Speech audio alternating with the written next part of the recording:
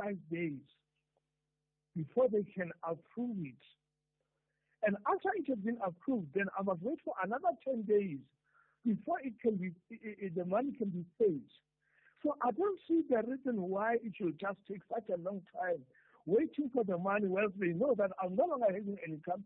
Last month I was having an income, and then now I'm no longer having income. I have to depend on the UIF. So I don't see the reason why they have to do like that. We have tried to ask the reasons. Why are you doing like that? They just said, that is our procedures. We cannot change them. So there is something wrong that needs to be done with the UIF. All right. Peter, thanks for calling in and raising that issue. And so many people, of course, say what Peter is saying right now. If you are at the UIF, you're there because something has not gone right. You have lost your source of income. And there is an approach, right, that makes the situation better or it makes the situation worse for you as the individual involved. And I think it's really about batho pele. If you're centering people, if you're centering that care and that empathy, how the system responds should be one that says, we understand that you're here because something has gone wrong. Makoti Down Products is a proudly South African family business, started more than 30 years ago with 12 geese and a piece of material. Makoti manufactures duvets, pillows, sleeping bags, and high-quality Egyptian cotton linen. Our down products are suitable for people with dust mite allergies and come with a lifelong guarantee. And we offer a nationwide cleaning service for all your feather and down products. Visit us at makoti.co.za or call us on 041 9922 395. For quality down, Makoti Down. #SAFM Talking Point. Cathy, what a fitting song. Very relevant. So Jonas Uyeninive. Wake up, Jonas. Go to USA. Well, I love the sense of humor of South Africans. SABC, top it. SAFM, news information leader. Yes, that's a very nice song. I love the sense of humor of South Africans. They've got ability to laugh at themselves. Jonas, wake up, go to the USA. I don't know whether you'll be able to talk with the Trump you said is a racist 5 years ago. But I hope you will sort it out. Politicians, diplomats, be careful of what you say because reputation may follow you. Some of the things may haunt you. Don't speak too much sometimes. Do too much action and little talk. Good morning, Cathy. The appointment of Mr. Jonas, I'm not happy with it. This guy is so unreliable. He's one of the people that have been going around the country with the former minister, the late Mr. Pravin Gordhan, talking about state capture. But now when he was summoned to come and testify, he denied his own testimony, said, citing that, okay, there was no sufficient time for him to come and prepare. The statement that he was reading was prepared by the lawyer. So the people that are praising this man, I don't know where did they get all of this from. But for me, the man is so unreliable. And then anyway, this GNU, the government and all that there, it's not trustworthy. So he's rejoining that league now again. I thank you, Cathy. All right. Those were just some of the WhatsApp voice notes you've been sending through. Of course, you can continue to send them through on 0614 104107. Nhlanhla Buthelezi, you're on the line. Good morning to you, sir. Good morning, Cathy. How are you? Good. And you're the president of the PRM? Yes, I am. What do you want to talk about this morning? Firstly, let me congratulate and acknowledge Floyd Shivambu. I knew that Floyd was a clever person, but of late I've discovered that he's more than clever. He's an asset of the Republic of South Africa. I'm not sure whether I'm the only one who realizes that. Maybe when he was in the EFF, yes, he would demonstrate that he's clever. But this time around, when he part of the leadership of the MK party and has got a visible responsibility, it demonstrates a lot that God has invested in him. Okay. I say I salute him. Are you about to go and join him, Mr. Buthelezi? Are you about to cross the floor? No, I'm not. I'm not. I'm a friend of the MK soldiers. Even though I'm PRM, we used to work together in most of the things. They are still my friends that we worked together during the dark days of apartheid. They are part of MK party, but I'm not a part of the MK party. Even though we voted the MK party in the previous election. How? And we worked together, very nice on the ground. So what's the point of having your own party if you're voting for another party? You might as well just go join them, huh? No. We focus on the local. Our slogan is revolution from below. So we are focusing on working the ground. So we'll be available for elections in local government. But nationally, definitely, we'll keep on voting them until our party grows and until our party understands. We haven't had a discussion with the MK party as an organization. But with the soldiers on the ground, we work very well with them. Those that I grew up with, those that we understand the ground together. So we work very well when there are issues that have to be taken up by whether the street traders, whether the illegal foreign nationals and all of that.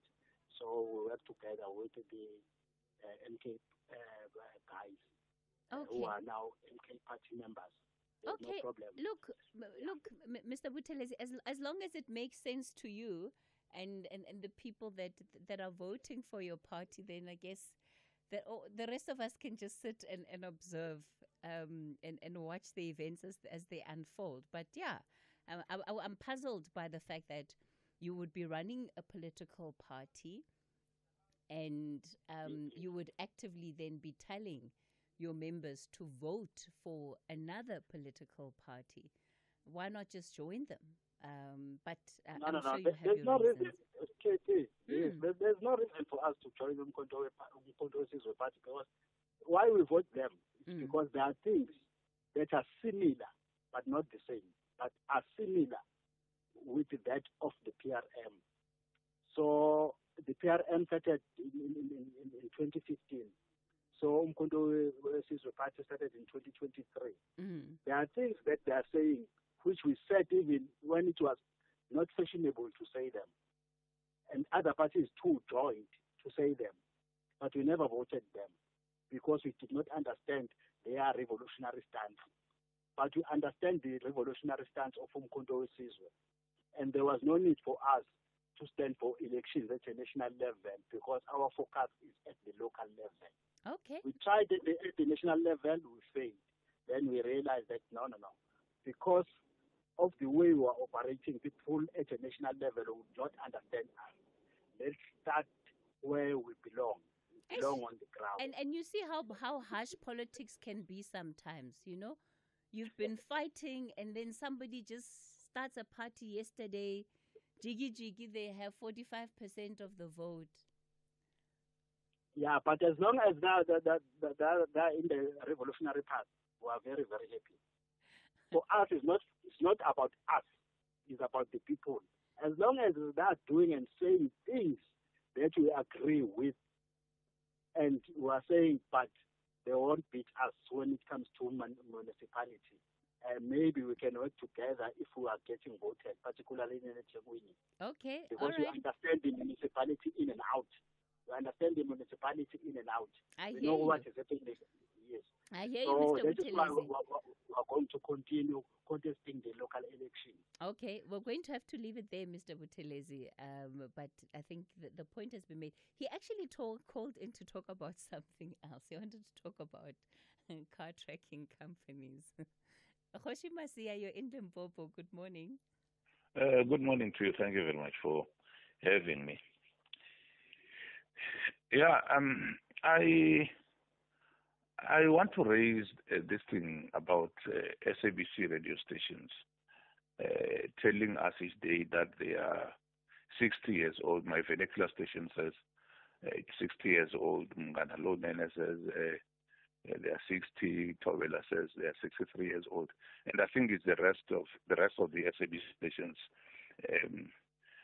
talk about these many years of existence, which I think is misleading the public. These stations were not there 60 years ago. These stations were established after 1994. Those other many years that before 1994 were years in which there was no editorial independence. The airwaves were not free. There was censorship. In fact, these vernacular stations were even translating news from Afrikaans to their own languages.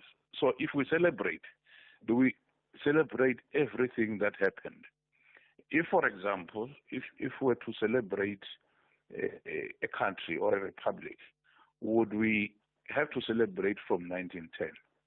So I'm thinking that this kind of when people are told we're 60 years old, I think that the SABC is doing the opposite of what it should do, because that's a distortion of history.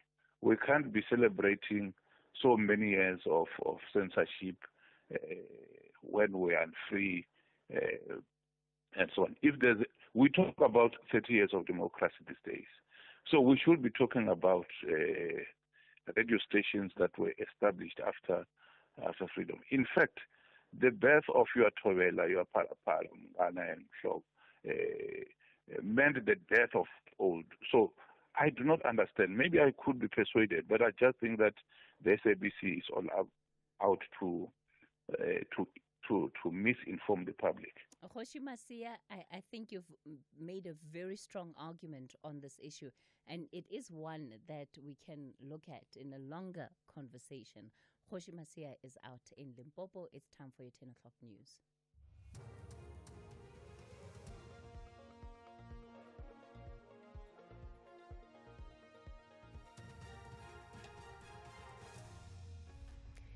In our top stories, Action SA criticized special envoy appointment and trial of preschool teacher accused of rape and murder continues. Good morning. Action SA has criticized President Cyril Ramaphosa for sending a special envoy to the United States, calling it a terrible mistake. This follows the appointment of Mcebisi Jonas as the special envoy, tasked with advancing South Africa's diplomatic, trade and bilateral priorities. The party argues that the current environment in the US is toxic and unfavorable for anyone representing South Africa. Action SA leader Herman Mashaba says this is not the right time to send a representative. If you look at the toxic environment prevailing in the United States at the moment, because the United States is really taking decisions that the entire world is actually quite shocked, particularly in relation to South Africa. So there is just no way you can send anyone in South Africa to the United States who's not going to be affected by the toxic environment where organizations like AfriForum and Solidarities, including the DA, they've already actually created such massive problems for South Africa. The chairperson of the Standing Committee on Finance in Parliament, Joe Maswanganyi, says all powers lie with the Finance Minister to decide whether the 0.5 percentage point value-added tax increase will be implemented. Members of the Government of National Unity have disagreed with the hike, which could come into effect on the 1st of next month.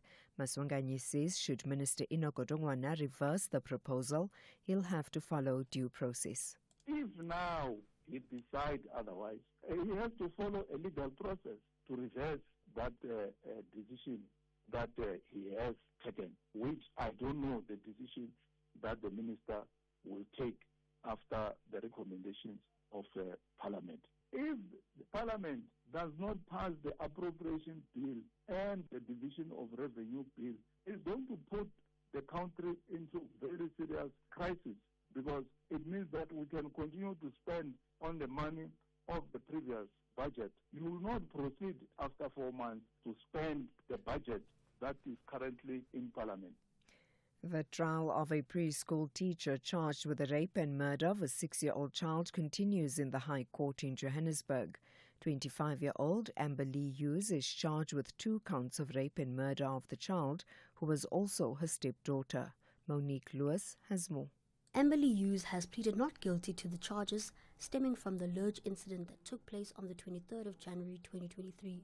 The court heard that the preschool teacher allegedly developed a romantic relationship with the deceased learner's father. She moved in with him, and during one of their altercations, the accused allegedly threatened to harm the child. In one incident, while the father was away, the accused allegedly sexually assaulted the child. It is also alleged that she drowned her in a bathtub. The trial continues. The Road Traffic Inspectorate in KwaZulu-Natal has urged motorists to expect traffic delays after a truck overturned on the N3 between Ashburton and Pietermaritzburg. RTI spokesperson Cindy Msimang says although the recovery has been completed, there is a massive traffic backlog. N3 between Ashburton and Linford Park, there's a heavy motor vehicle that has overturned this morning, causing a huge backlog of traffic. The recovery of that heavy motor vehicle is now completed and the road has been reopened. We advise the motorists to expect delays in that vicinity. And finally, hundreds of thousands of people have now fled Sudan's biggest refugee camp, Zamzam in Darfur, after RSF paramilitaries took control. The International Organization for Migration puts the number at 400,000. The BBC's Mayeni Jones has the details. That would usually take you 6 hours in a car. It certainly took them a lot longer to do that by foot. And so at the moment, they are in need of absolutely everything. I mean, Médecins Sans Frontières, they said that, people who arrived in Tawila extremely dehydrated, traumatized, stressed. They've provided them with some food, some buckets, some just basic amenities. But the need is absolutely enormous. Recapping the top story, Action SA has criticized President Cyril Ramaphosa for sending a special envoy to the United States, calling it a terrible mistake. This follows the appointment of Mcebisi Jonas as the special envoy tasked with advancing South Africa's diplomatic, trade and bilateral priorities. For SAFM News, I am Anne Musa. Can you hear that? It's the pitter-patter letting you know your roof is leaking. Terrible timing. The sound you were hoping for is the splish-splash of the beach holiday you've been saving up for. But don't let cash flow hold you back. Do both. Apply for a Nedbank personal loan and get our best interest rate with a loan of up to 400,000 Rand.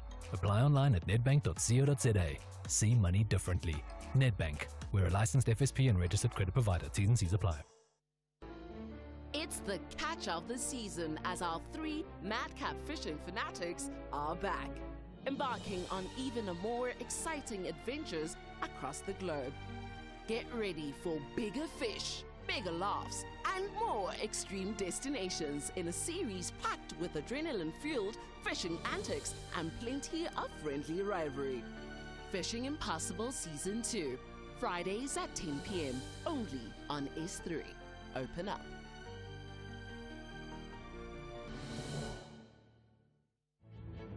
Pressure keeps mounting and the thirst for maximum points has drastically increased. FC Union Berlin and VfB Stuttgart are in a tense battle for victory.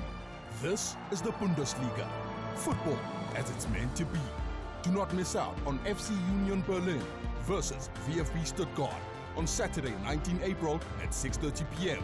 Streaming live on SABC Plus and SABC Sport on DTT Channel 4. Proudly brought to you by SABC Sport. For the love of the game.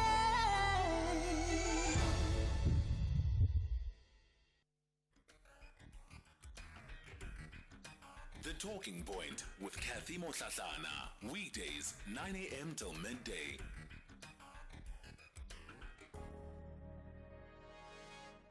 You're listening to The Talking Point, 8 after 10 o'clock. Welcome to the second hour of the show. Coming up in this hour, we're talking finance with Brian Hirsch. And of course, we're going to reflect on the Spirit of Youth webinar seminar, which took place last week. You know, we've been building up to it for the first quarter of the year. And lots of you, of course, joined in and were able to be part of it. I forgot about the spirit of youth is my confession, Brian. But that's because I was at home with my kids, and you know how the story ends, ne? At home with 2 toddlers. Cathy, the talk wasn't for you. It was for your kids. Spirits of youth. Come now. So we'll reflect on that shortly. Before we do, your WhatsApp voice notes from the open line.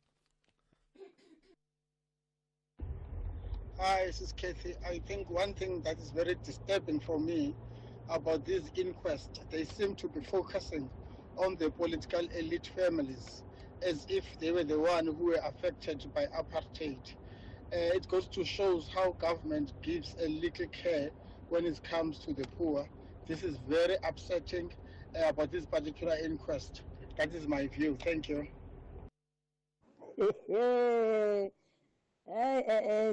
I can see South Africa the movie shame. South Africa ki movie. So I journal Bye.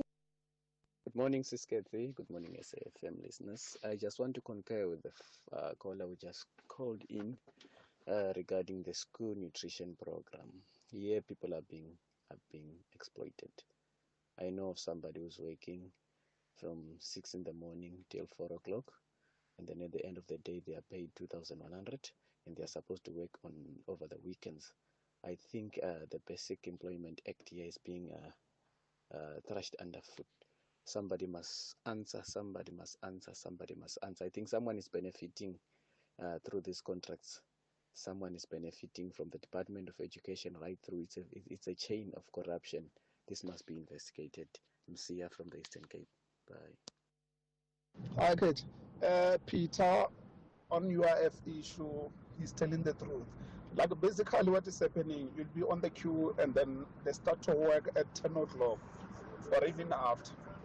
And then when they knock off on time, like 4 o'clock, or like they cut. So I don't understand why when they start later. But when they knock off on time, like exactly on point. Like they cut the second person. 1 minute past 4 will never happen. It happens at all UIF offices. Those guys, they start to work at 10. Or even after. I don't know why, because they're supposed to start working at after 7, I think. Talking Finance with Brian Hirsch, making sense of your finance. So, Brian Hirsch, today is one of those days. We're in a week that is heading up to Easter. Things feel a little bit slower than they usually do. You're also getting ready to jet set, go off for the long weekend. And I was saying earlier that once we relax, that's when our pockets also open up automatically. I don't know what it is about a relaxed environment, and then suddenly you just want to spend. But hopefully after our conversation today, we're not going to spend everything we have. Well, Cathy, everyone feels good spending. It's nice to buy new clothes, nice to buy a new pair of shoes, just nice. But it doesn't mean it's sensible. I mean, sensible, obviously, nothing changes this week to next week. Nothing's changed. Maybe you want to buy a few Easter eggs. And remember, you do remember Peppa Pig. Well, I can tell you the last week... Just before you continue on that issue, have you seen the hyperinflation on Easter eggs? No. Clearly you are not a chocolate lover. There is absolute. Oh no, you are a chocolate lover. I'm a chocoholic. You are. I go to sessions where I stand there and say, "My name is Brian Hirsch. I'm a chocoholic, and I'm 11 days clear." I have to share this with our listeners. So, Brian Hirsch and I, we've built a very good relationship. So I'll go see him at his office sometimes. And there is a chocolate treasure trove in his office. There is literally a cupboard, not a small cupboard, a big cupboard. Once you open that cupboard, it is full of goodies. 80% of what is in there is chocolate. Not small little 40-gram chocolate bars. I mean the 200-gram chocolate slabs. I don't know how you stay so skinny, by the way, given how much chocolate you eat. But the other day, I was watching these Easter eggs. and I'm looking, I'm like, should I buy? I shouldn't buy. And then I look at the price of this thing. The Lindt Easter Bunny has gone through the roof. Yeah, but you got to stick to, you can't buy Lindt. You got to buy normal, little, beautiful bunnies. I can tell you, I saw some prices. Even the normal, beautiful bunnies, you're not getting one of those babies for less than $20. Yeah. Yeah, but look, that is inflation. We've spoken about it a long time. In the spirit of youth, by the way, referring to that, I spoke about inflation, the dangers ahead. It was well attended. We've now got it on our website. I've now got my own webinar. We've got it on our website. If you want to go on and you missed the spirit of youth, you can go on to bhca.co.za. That's my website, and you'll be able to pick up all the slides. Unfortunately, the slides don't tell us a whole story, but it certainly will lead you, and then you may have questions you can come and ask us on that site about that presentation. But it was, we'll do it again. I'm going to do it again because it was so well received. But as you say, a lot of people forgot about it. But we had quite a good turnout. Very excited about that. But we'll do it again in June, just to recap and let people know if they want to come on. And I'm going to be doing more now going forward. But I've got two comments to make here.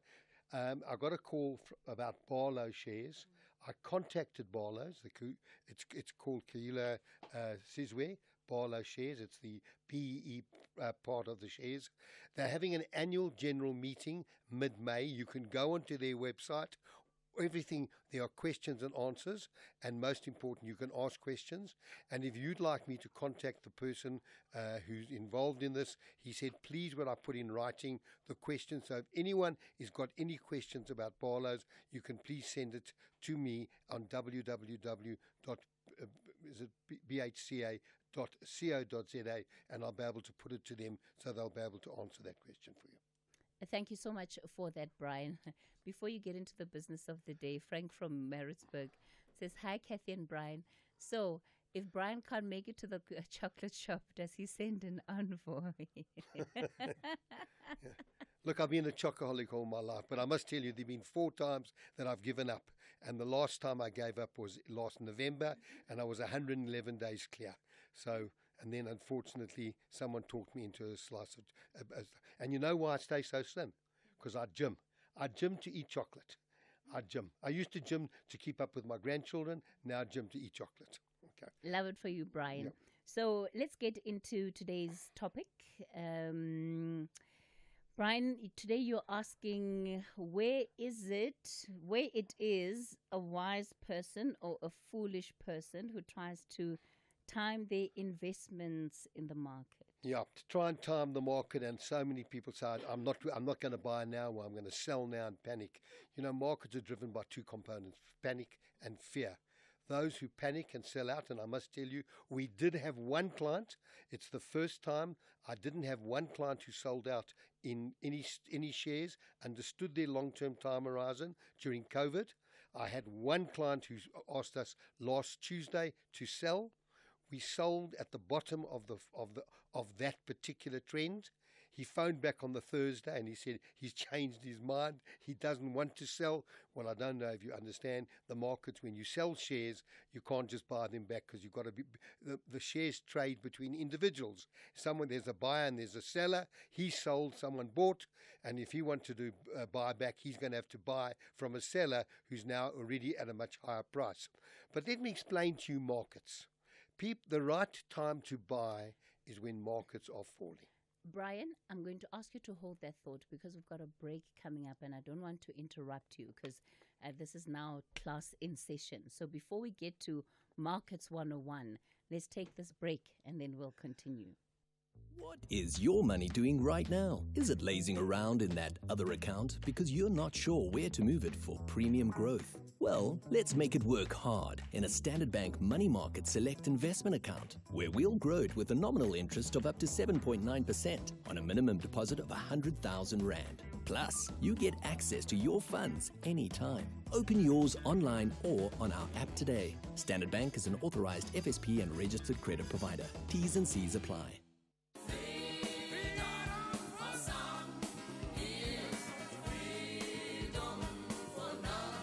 April is Freedom Month, a month to reflect, celebrate, and move forward.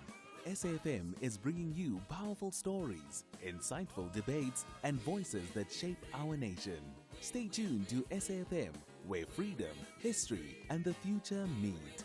SAFM, leading the conversations that move us. Talking Finance with Brian Hirsch, making sense of your finance. All right, we continue the conversation with Brian Hirsch. So, Brian, you were starting us off on Markets 101. Yeah, so very simple. People tend to buy when markets are going up, and they move away from markets when markets are going down. So let me explain to you the triangles, both inverse and normal triangle. If you buy, markets will always recover, and they'll always reach new highs. If you buy when markets are falling, picture a triangle the other way now, the triangle going downwards. If you buy and markets are falling, every month you may be losing money, but when the market turns, every month that you bought when the markets are falling, you start to recover. And when the markets break the previous highs, every month that you've bought, you're up. Whereas when you're buying when markets go up, there are times when if markets then you're buying at higher levels. So there's no better time than buying when markets are down. But let me share with you some very scary statistics. The first statistic, there was an email sent to me yesterday, and I'm just getting to it. Sorry, my papers are a bit in order. It says the following. It says, on the 9th of April, Trump announced a 90-day pause on reciprocal tariffs except for China, and the S&P soared 9.52% to its third best day since 1957. Now, most people who would be selling would not get that benefit. So let me share with you what happens to markets when you buy and sell at the right time. In the 10-year period between 2003 and 2012, if you had stayed in the market for that whole period, bearing in mind that 2008 was an absolute disaster when many global banks nearly went to the wall, and if governments hadn't bailed them out, they would have. If you'd been in that market, you would have achieved an annualized return, yes, an annualized return of 17%. If you had been out of the market the 10 best days, and last week was one of the 10 best days, you would have achieved a 13% return. And if you'd come out of the market for 40 days and then gone back, you would have achieved a 3.9% year return by trying to be clever. And in the next 10 years, you would have got a 10.3% return compound. Not bad at all, but if you'd been out of the market, you would have lost 6% by being out for 40 days. So you can't time the market. You need to understand that you need to stay in the market. You've got a long-term strategy, and that strategy you need to adapt to. You need to as I said, forget about all the noise around you. Since last week, the markets have been reasonable. We've seen our rand recover, which is phenomenal because the oil price has also come down. So we've got the rand below 19. We've got the oil price at around about $64, which means there's every good reason that come the 1st of May, if things status quo remains, that we'll get a reduction in petrol price, which is good for inflation. But again, I've given that example before, and I think it's worth giving it again. And I shared, and I'm going to share it again. And if you've heard it before, forgive me. If you're a new listener, understand very simply. If you invest 200 Rand per month, every month, and every year you increase that by 8%. So next year you'll put 200 Rand away a month for the next 12 months. Next year you'll put 216 Rand away, and the following year you'll put 233 Rand away. And if you get a 10% return, and I'm talking about growth now, I'm not talking about income, and if I'm looking long term, if you had invested for 35 years of that 200 Rand at the age of 20, you would at that period have 1.8 million. If you'd started 5 years later, 5 years, which means you would have put in 13,000 Rand less, you'd only have 1 million. And another 5 years, you'd only have 534,000. So the enormous part of what we call the eighth wonder of the world, the compound period. And then, so bear in mind, if you start young, and particularly to the youth, if you start putting money away for the next 10, 20, 30 years, the power of compound interest is enormous. So don't worry about that. So just understand, you have to ride out. Don't stop your debit orders, because a lot of people are putting money in every month. These are great times to be investing, because you're buying at lower levels because markets are down. Markets will recover. And, you know, we've seen this before. We've seen 16 times in the last 80 years, that's once, as an average, once every 5 years, markets have a downturn. And if you, after 22 days, 63 days, 1 year's time, markets have recovered.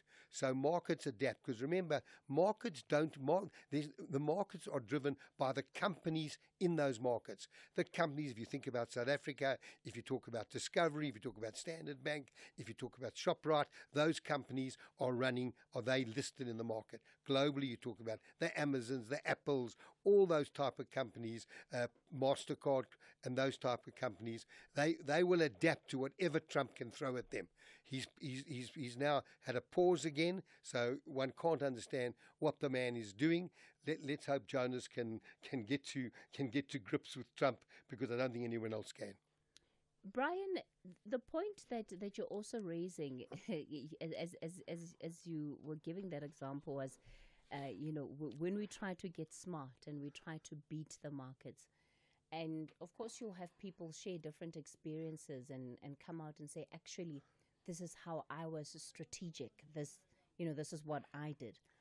Are there things that people can do, at least with your years of experience that you've seen, where there's a certain strategy, in inverted commas, that is applied that works, where you find that, yes, they're still able to make the recoveries that they need to make?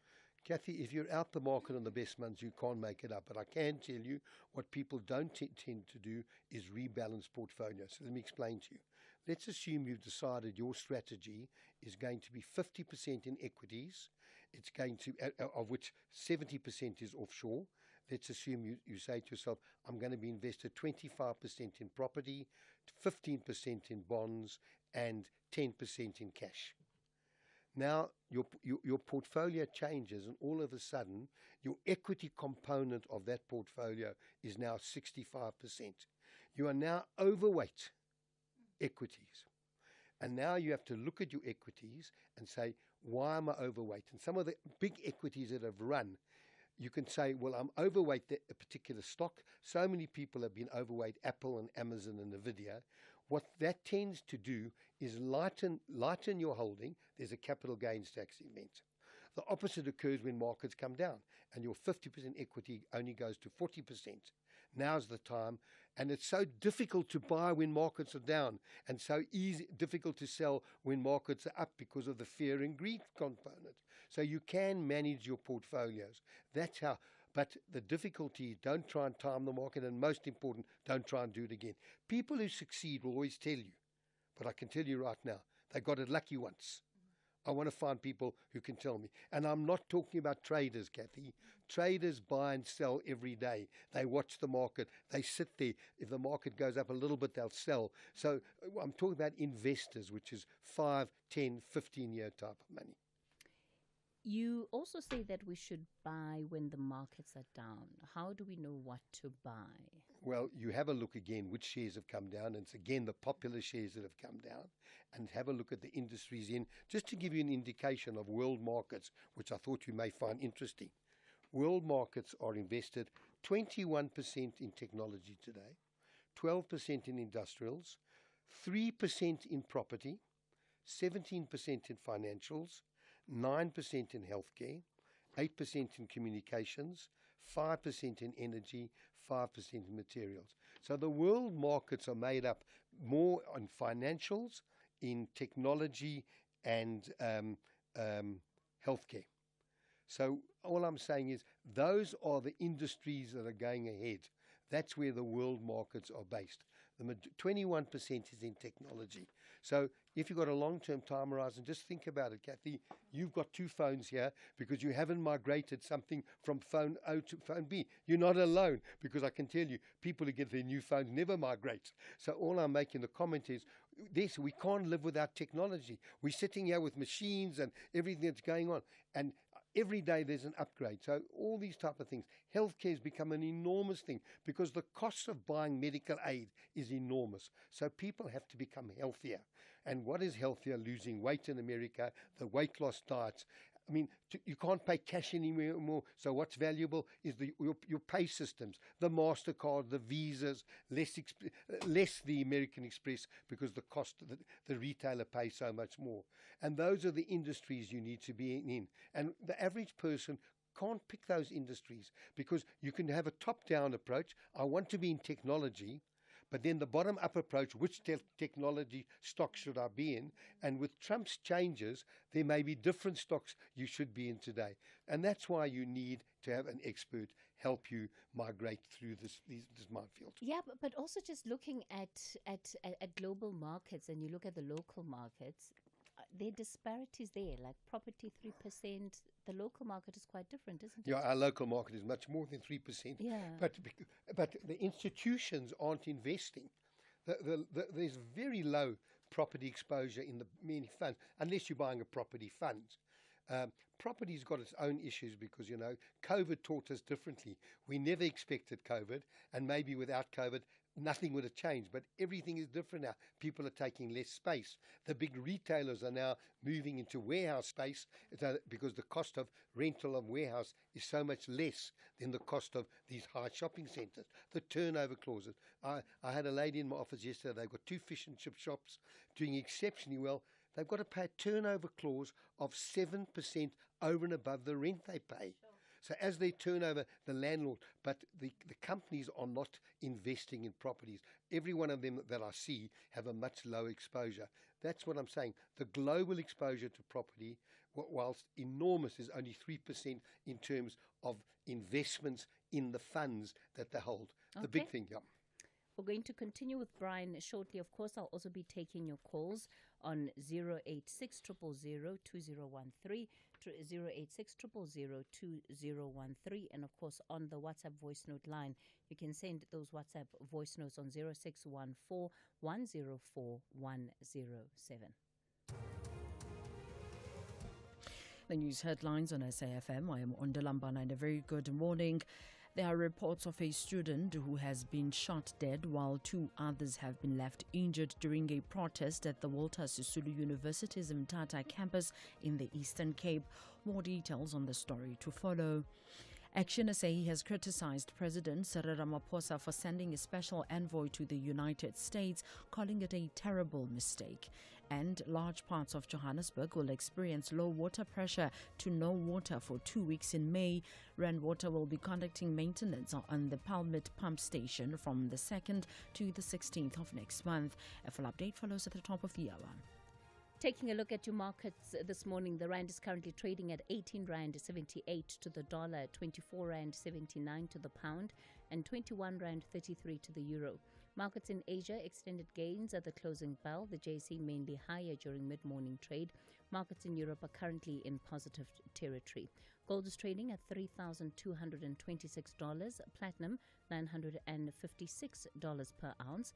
The price of Brent crude oil is at $65.18 a barrel. Switch to stream with SABC Plus. No subscription fees. Stream anywhere, anytime. 0 subscription fees. Download SABC Plus on Android or iOS and watch the Betway Premier Soccer League, the English Premier League, and the Bundesliga live. You can also catch up with Uzalo, Skim Sam, Generations on demand and listen to your favorite radio stations live. Ukhozi, Umhlobo Wenene, Radio 2000 and 5FM, all for free. Switch to stream with SABC Plus now. No subscription fees. Stream anywhere, anytime with SABC Plus. If you're active on social media and love SAFM, we hope you'll take a moment to like or follow our SAFM page on Facebook and Twitter. These are the best places to find all the guest information, conversations, and stories you love from your favorite presenters, along with regular updates from SABC News. And don't forget, you can send your questions to feedback@safm.co.za. SAFM, leading the conversation. Talking Finance with Brian Hirsch, making sense of your finance. All right, we continue the conversation with Brian. Remember the number to dial this morning, 086 000 2032 is the number to dial, 086 000 2032. On the WhatsApp voice note line at 0614 104 107. Brian, I've got a question here from Alex, and who says that I recently bought shares at African Rainbow Minerals, at African Rainbow Capital Investment, and they're now delisting, as you saw, from the JC. He's asking if he should sell his shares. Alex, the one area in the morning reports that I do, I don't comment on shares. I really am. I'm not an analyst. I'm not a portfolio manager. I'm a financial planner, which means I look at the big picture and help with the development. So if I say to you, this is going to be your strategy, you're going to have some in equity, some in property, some in government bonds, some in gilts, and how much we're going to go offshore, I then outsource to the parties that I deal with in terms of picking either the funds or the equity. So I'm not an equity specialist. You do need to talk to a broker on that particular point. And if you want to talk to one of our brokers, send me a note on www.bhca.co.za. I'll get one of our brokers to give you a call. Anonymous from Bloemfontein wants to know, is it feasible for one to make a living out of trading equities on the JSE or any stock exchange for that matter? I'm unemployed, but I've been involved in one of the JSE education programs, a catalyst teacher for schools, and Anonymous would like your insights. Well, some people, very few, make a very good living on trading the market. And like everything else, a few make a good living on trading currencies.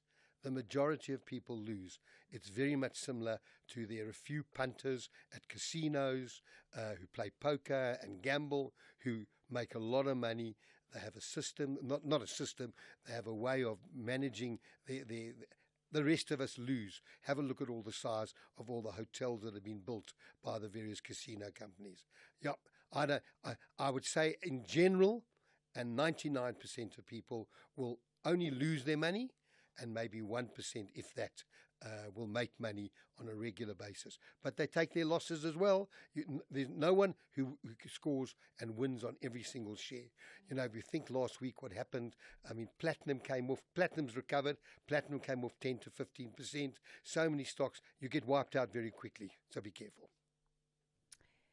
Another question for you, Brian, and I'll get to the voice notes in a moment. Eleanor in KZN is asking a question about money markets. She really doesn't expand or can understand that she's also sent through a voice note. Is this Eleanor's voice note? Okay, let's rather play Eleanor's voice note asking for the question. Hi, good morning, SAFM team. Hi, Brian. Can you please give us an advice on the money market? I know you might have spoken about it a lot of times. Just to give us a summary, what we need to do. I was advised to use the money market. I just need your advice on that. Eleanor, thank you for that, and good morning to you. Eleanor, money market relates to people who are looking for income. 1 to 3 year investors look for income. They want certainty and they want security. And so money market investments, money market accounts with banks or financial institutions are secure, but you need to understand, is it a full money market account or is it a money market account with hybrid investments like in government bonds? So a money market account, you go to a bank, you invest in a money market account, you get a rate of return 8 to 9%.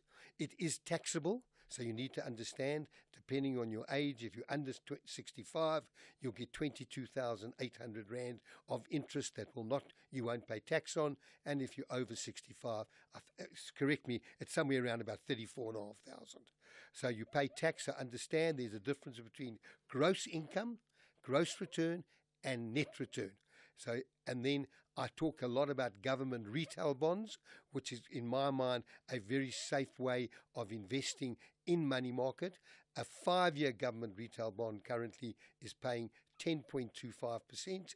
You can also get that interest monthly. So it depends, money market for those individuals who are investing for 1 to 3 years. They want certainty. They may need to know their money. If you've got a longer time horizon, but you still need income, remember your worst enemies ahead are inflation and how long you're going to live, which we call longevity. So then you may need a mix between money market and something more long-term to hedge against inflation. Because money market, unless you're not paying tax, is not going to beat inflation. Hope that helps you, Eleanor.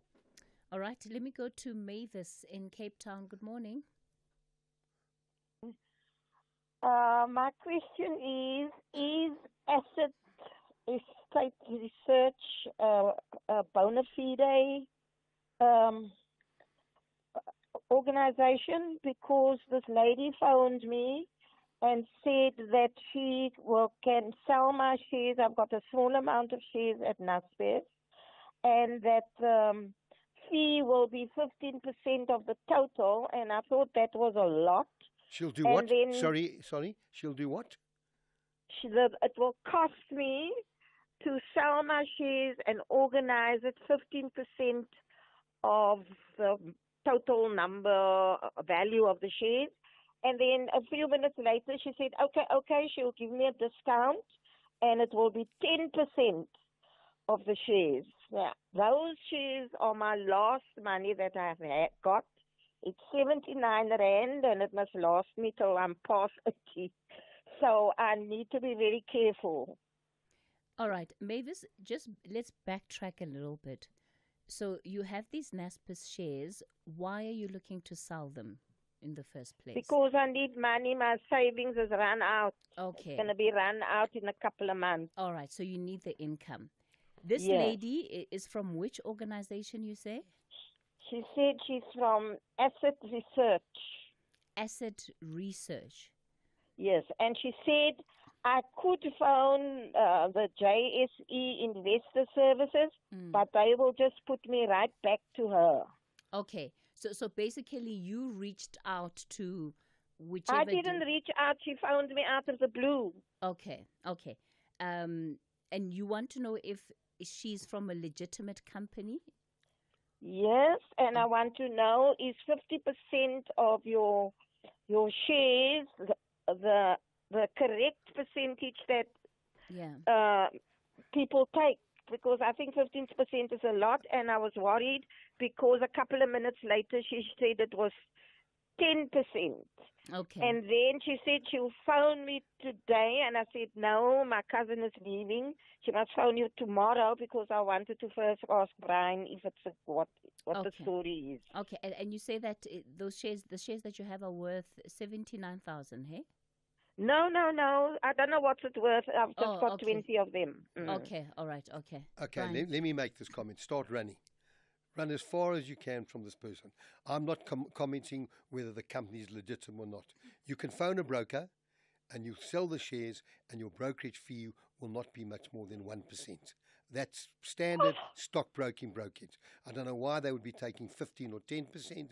You can phone a broker. You can phone the Investix of the world. You can go to the JC and ask them to please recommend how do you go about selling 20 shares. It's an odd lot. Stay away. You don't need to be concerned at all using this woman's term. The brokerage is somewhere around about 1%. Some clients get a much better rate. Some clients get a rate around about 0.25% or 0.5%. In your case, I'm saying it's a one-off trade, but you will certainly not pay more than 1%. So I should phone the JSE Investor Services. Phone the JSE Investors. Okay, and then where should I put that money when I get it? Well, you're going to put it. Well, you're going to need it, so you're going to put it into a money market account, and you're going to draw a little bit of interest on a monthly basis. You'll probably, you're not going to get. I'm just trying to think. You'll probably get somewhere in the order of 70,000 rand. Did you say 79? Did you say 79,000? No. She said I just have 20 shares. Yes, but 20 shares, and I think the shares trading at somewhere around about 4,000. So you're talking about somewhere in the order of 80,000 rand. Just put it in a money market account. You'll get about 8.5%. Okay, thank you so much. And that obviously will give you somewhere around about 350 to 400 rand a month. Yes, and I'm living frugally. Good luck to you. Okay. Thank you. Thank you very much. All right, Thank you. Mavis. Thanks for getting in touch. Hamilton, you're out in Mpumalanga. Good morning. How are you, Cathy? Good, thank you, sir. Go for it.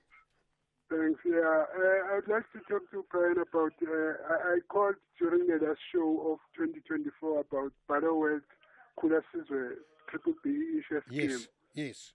These people, they are refusing to pay out for our investment.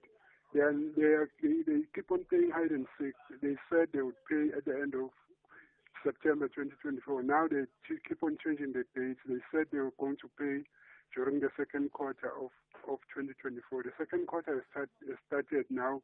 They are shifting the date now to July. Okay. I spoke to the representative at Barlow's. They've asked me to put in writing. They said they can't just discuss it willy-nilly. Put it in writing. I will now send a note to the parties concerned and say we would like to understand why, when they said they were going to pay out in 2024, they haven't. Why have they delayed it? And hopefully they will respond to me, and I will deal with it. I won't be here next week. I'm away, but hopefully I'll deal with it the week after when I get back.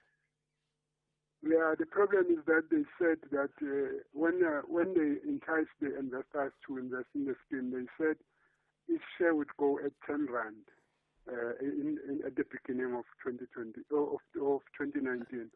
Now the narrative is that they say now the Kulasizwe share scheme has not been adopted the share amount. So I think they are paying. They've divested from the Barrowell share, the Kulasizwe share from the Barrowell share. Since because Barrowell is under said. There's an interested buyer in Saudi Arabia. Correct. And now I'm afraid that by the time that we have to receive our amount, the company would have been sold to a Saudi Arabian buyer. Yeah, but so, that shouldn't affect the value of your share. I mean, it's a legitimate deal that is on the table. Very simply, let me put your questions, which now, as I said earlier on, give me the questions. You've given me the questions. I'll put them to the representatives of the share scheme and report back in 2 weeks' time. Okay, thanks, Brian. I look forward to the Thank you for your call. All right, thanks for that, Hamilton. And I see that we've got a few other questions, Brian, on the Barlow World shares. Please give people your email address. Yeah, please, if they would you please send me www.bhca.co.za. Please send your questions to me. I don't have the answers, but I will direct it to the party. If you could send me those questions by latest tomorrow morning, so I can send a note to them so that I've got answers in 2 weeks' time to give our listeners. Fantastic. All right, we're going to take more of your WhatsApp voice notes. Morning, Cathy and Brian. Tash is here from Mossel Bay. I've got a question about something that's been bothering me for quite a while.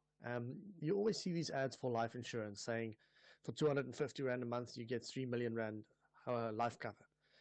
Now, by my calculations, at 250 Rand a month, it's going to take you 1,000 years to get to 3 million Rand. Yeah. And insurance companies aren't in the business of giving away free money. So what is the catch there? Because I know, for example, like car insurance, the chances are that you're not going to be in an accident, so the insurance company doesn't lose. But it's inevitable that everybody's going to die. So my question is, is life insurance a worthwhile product to obtain, or are you just going to throw your money away? Thank you. Yeah, look, I haven't followed up. I hear these adverts, but I haven't followed up the calculations. You know, I get a lot of people saying to me, certainly as they get older and the premiums are going up, you know, should they still keep their life insurance policies going? And then I say, well, it's you know, either if you don't, you know, life insurance is either a need to have or a want to have. It's a nice to have or a need to have. As you get older, it becomes more of what you say, a nice to have. Children are left home. You don't need to, you've built up assets, you've retired. And you've got to do that calculation. When you said to me, 250 Rand a month for 3 million Rands worth of cover, well, I work out in my own mind, that's 3,000 Rand a year. 3,000 Rand a year, let's say times 40 is 120,000. It's a great investment. It's a great investment for your family to do that. I don't know the numbers. What I will do, understand, I like to know who I'm dealing with.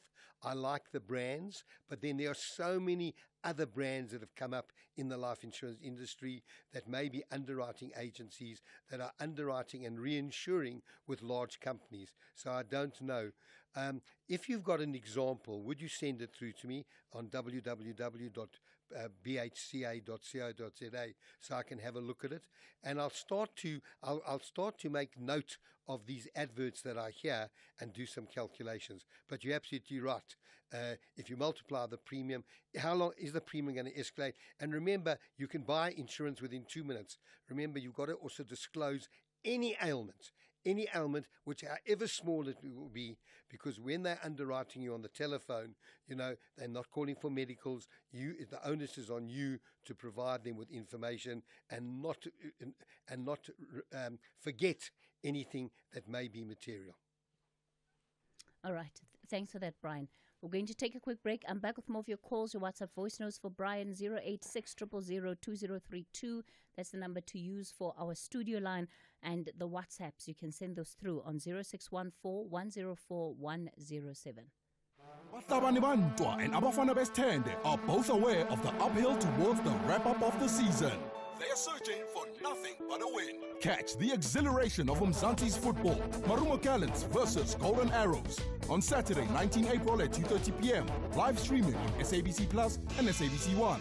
Then at 3 p.m. on SABC radio stations. Proudly brought to you by SABC Sport. For the love of the game. Finance with Brian Hirsch, making sense of your finance. All right, let me go to Joseph in Polokwane. Joseph, good morning. Hello, how are you all? Doing good. Brian's on the line. Morning, Joseph. Okay, morning. Brian, I'm into business. So, like, I've recently invested 400,000 into the notice deposit with the bank that I'm currently using. So, also, like, on a monthly basis, I'm getting about 1,035, 1,050. So, like, is it a good investment? Should I leave my money there, or, like, what should I do? Should I invest elsewhere? Well, I've just done a quick calculation. 400,000 at 8% gives you 3,200 Rand, 32,000 Rand a year. When I divide that by 12, I get to a figure of close on 2,700 or 2,800. So when you say you've done this investment with a bank, did you say money market, fixed deposit? Sorry? How have you invested this money? It's a notice deposit. So, like, no, it doesn't sound good at all. The rate sounds poor. You said you're getting how much? I'm getting about 1,050. 1,000 and? 1,050. That's 1,050 Rand. Yeah, that's 12,000 Rand a year on a 400,000 investment. You're getting a 3% return. Terrible return. Speak to the bank. They're not giving you a reasonable return at all. I wouldn't accept that at all. You should be getting close on 2,800 Rand a month. Okay, no, thank you very much. But stay with, I'm talking about banks. Let's compare apples with apples. When you're talking about a notice account, speak to your bank. I don't know, it sounds as if you've got it in a very, very simple account. Be a little bit more fixed deposit orientated. You can buy 3 months, 6 months, 12-month fixed deposit. You're not getting a good rate at all. Okay, no, it's fine. And thank you very much, Brian. Pleasure. Okay. All right. Thanks, Joseph. Kanti, you're in Cape Town. Good morning. Morning, Cathy, and how are you? Kanti. Hi, Katie, can you hear me? I can. Let's get into it. Okay. Brian, a cousin of mine told me that she has 1.7 mil. And then she asked me, where can she invest this money? Because the banks, I keep calling her, trying to convince her to keep the money with them. And I said to her, look, I'm not an investor myself. I'm not familiar with investment, but I'll ask Brian for an advice. What can she do with this money if she wants to invest it and earn money on a monthly basis, Brian? Okay, well, it's interesting enough you used two terms there. You said, what can she do to invest this money and earn income on a monthly basis? So the two are so different investments. When you talk about investments, you're talking about long term. You're looking at growing your capital, and you're not looking for that much income. So you're going to forfeit a bit of income for future growth to hedge against inflation. So she's got to decide: is she looking for income, or is she looking for growth, or is she looking for both? If she's looking for income, she's going to pay. And is this individual working? So she's not, Brian. She's not working. Okay, because obviously income is taxable, but on 1.7 million at 8%, she's going to get around about 11,000 Rand a month. That is taxable. And what is her age? I think she's 28. She's 28? Yeah. Okay, so she's going to pay a lot of tax. Okay, so and bearing in mind, in her case, inflation is going to erode that capital. So I think she needs definitely to have less income and have more growth. Where are you phoning from? I'm in Cape Town, but my cousin is in Queenstown. Okay, she should talk to her bank, and she should understand the difference between income, which is certain and secure, and the risks associated with growth. But it sounds as if it sounds like she should have a combination. She should talk to her bankers, ask to see one of their financial planners, and get some information from them of income and growth and what is best for her, understanding the tax. Because at age 28, she's going to save the first 22,500 Rand, somewhere around about there. It's going to be deducted from her interest. So on 1.7, I'm just using 8% as an example. It gives you around about 11,000 Rand a month. She'll get a deduction of 2. She'll pay tax on 9, and there's tax to be paid. So she definitely needs, and it depends on any idea how much she needs to live on a month? She said to me she's looking at least at 3,000, 3.5 Okay, per month. that's fantastic. So therefore, she only needs to invest 500,000. Give her 8%. 8% on 500,000 is 40,000 Rand a year. 40,000 divided by 12 is around about 3,300 Rand a month. That's going to give her a monthly. The 1.2 million can then be invested in more growth-orientated assets, but she needs to understand what growth means. With the word growth comes risk, and markets go up and down, so she needs to have a much more longer-term horizon. But she's got to... And where did this money come from? It's coming from RAF. From? Road accident fund. Road accident. Is she disabled? Yes, she is. Okay. So then also there are some tax advantages there. Not that there are any advantages being disabled. Please give her our best wishes. But very simply, she does need to get some advice. You can come onto my website if you want, www.bhca, and we can also give her some advice. Thank you, Pamela. Thank you for your call. Go to Thank you. Thanks a lot. All right, Kanti. Thanks for that. Kanti out in Cape Town. Cathy, people also ask me one question. What's the case for offshore? Why should I be investing for growth offshore? And I've got an interesting slide here. Remember, companies need spending. And if you have a look at the unemployment, South Africa's unemployment rate is 33.5%. Japan is 2, Mexico 2, Russia 3, Germany 4, USA 4, UK 4, China 5%. So there's much more spending power in those countries. So if you're going to invest, you want to invest in a company where people are buying your products. And that's one of the main reasons for offshore, investing offshore. All right. Mark, isn't it just amazing watching Brian do the numbers in his head? Doesn't he look like a whiz kid? Let's play more of your WhatsApp voice notes.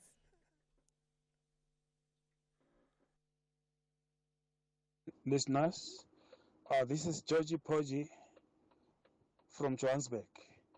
I've got an interest-free investment with Alan Gray for 5 years. I just want some advice from you. What are the advantages and disadvantages of the interest-free investment? And is it a good choice? Is Alan Gray a good company? Just advice, please. Okay, first let me comment about Alan Gray. You bought a room from Alan Gray. Alan Gray has 20 funds, so I don't know which fund you're in.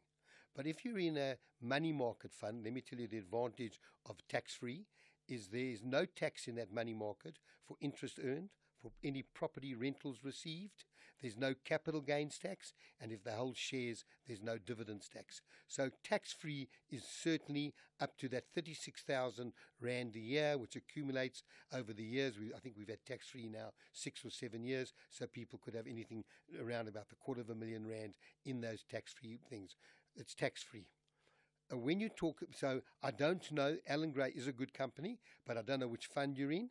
But tax-free, the only disadvantage on the tax-free is you're locked in for 5 years, but then there are mechanisms where you can come out before that 5 years, and the mechanism is if you invest in a fund, you're entitled to get 5% withdraw capital up to the value of the capital you invested plus 5% compound. So if Alan Gray is doing 5, you can draw it all out. If Alan Gray is doing 8, you can draw your money out, and you have to leave behind the difference between the 5% and what they may have achieved until the end of 5 years. Big advantage from a tax point of view. I don't know what your tax situation is, but it's nothing wrong, and just understand which fund you're in. Brian, we've got to go. Okay, I'm off. Out of here. We'll see you in 2 weeks' time. All right. That's it from Brian Hirsch. Enjoy. I hope everyone has a happy Easter, and most important, just remember, the roads are dangerous. Just be careful. Drive carefully. Look forward to seeing you, Cathy. Thank you so much, Brian. It is 11 o'clock. Time for your latest news update.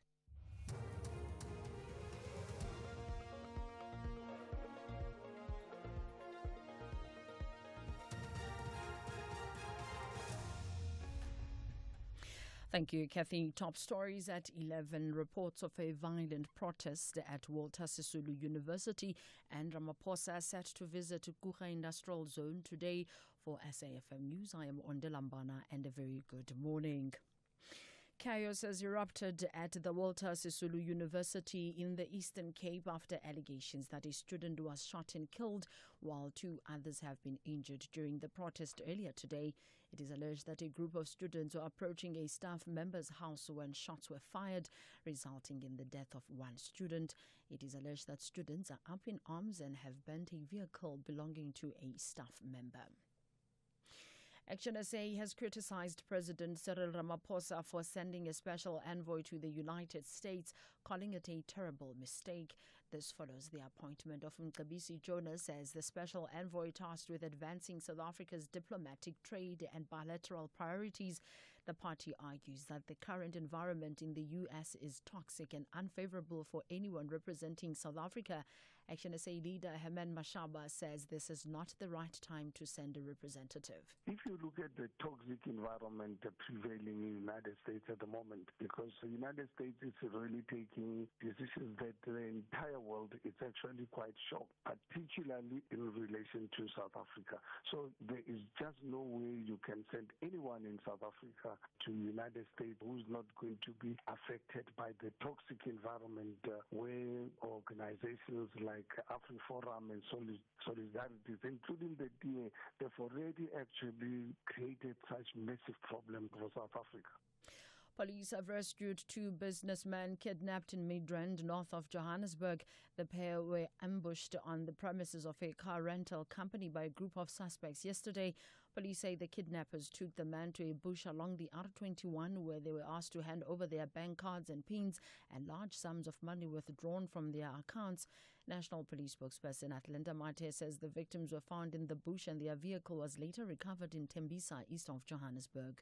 A manhunt has been launched for these kidnappers who evaded arrest, and they are said to be utilizing a silver grey Hyundai i10 to commit their crimes in and around Gauteng. Citizens are urged to be alert, and those who have information are encouraged to come forward to assist police investigation. President Cyril Ramaphosa is set to visit the Kucha Industrial Zone in Gqeberha today as part of an oversight visit with the Provincial Executive Committee. The IDZ is supported by the Ngqura Deepwater Harbour. This port allows for larger vessels and high-efficiency container handling. Chief Knowledge and Digital Officer at the port, Magama Mahamato. We have done so very well, where we had there was an increase. The report demonstrated increase in employment, and particularly in the youth area. The report further demonstrated increase in our import and export. So generally we had done so well, and we are proud as Kucha Development Cooperation that this SEZ is really contributing meaningfully to the GDP of the Eastern Cape, the GDP of the region, and the GDP for the country. Rainwater will no longer be conducting maintenance on its Palmet pump station, which would have resulted in large parts of Johannesburg experiencing water supply problems. Johannesburg Water says it erroneously issued the statement yesterday about the upcoming 2-week-long maintenance, which was to run from the 2nd to the 16th of next month. The Chinese President Xi Jinping has laid a wreath in Hanoi at the mausoleum of the late Vietnamese leader Ho Chi Minh during a visit intended to intensify trade relations. With U.S. tariffs dominating commerce, Xi said China, Vietnam and Malaysia should oppose unilateral bullying. The BBC's Jonathan Head has the details. Both Malaysia and Vietnam are heavily integrated into China's manufacturing supply chain. That's an issue that I would expect the Trump administration to raise once the two countries get negotiations underway. Vietnam has already sent its deputy prime minister. Malaysia's waiting for a slot. I'm sure the Americans will be saying, we want you producing a lot less of what comes originally from China. But you can't untangle these supply chains. In fact, it's the US that encouraged this strategy over the last 10 years. They weren't depending just on China.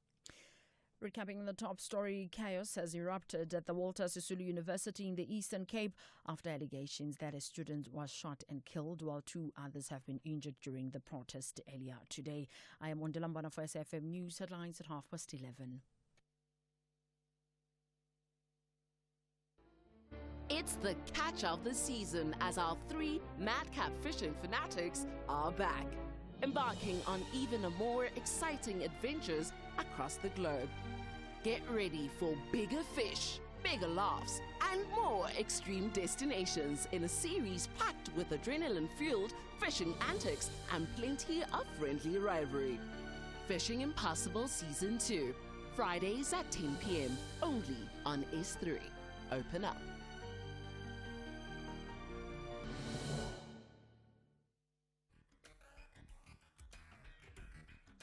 The Talking Point with Cathy Mohlahlana. Weekdays, 9 a.m. till midday.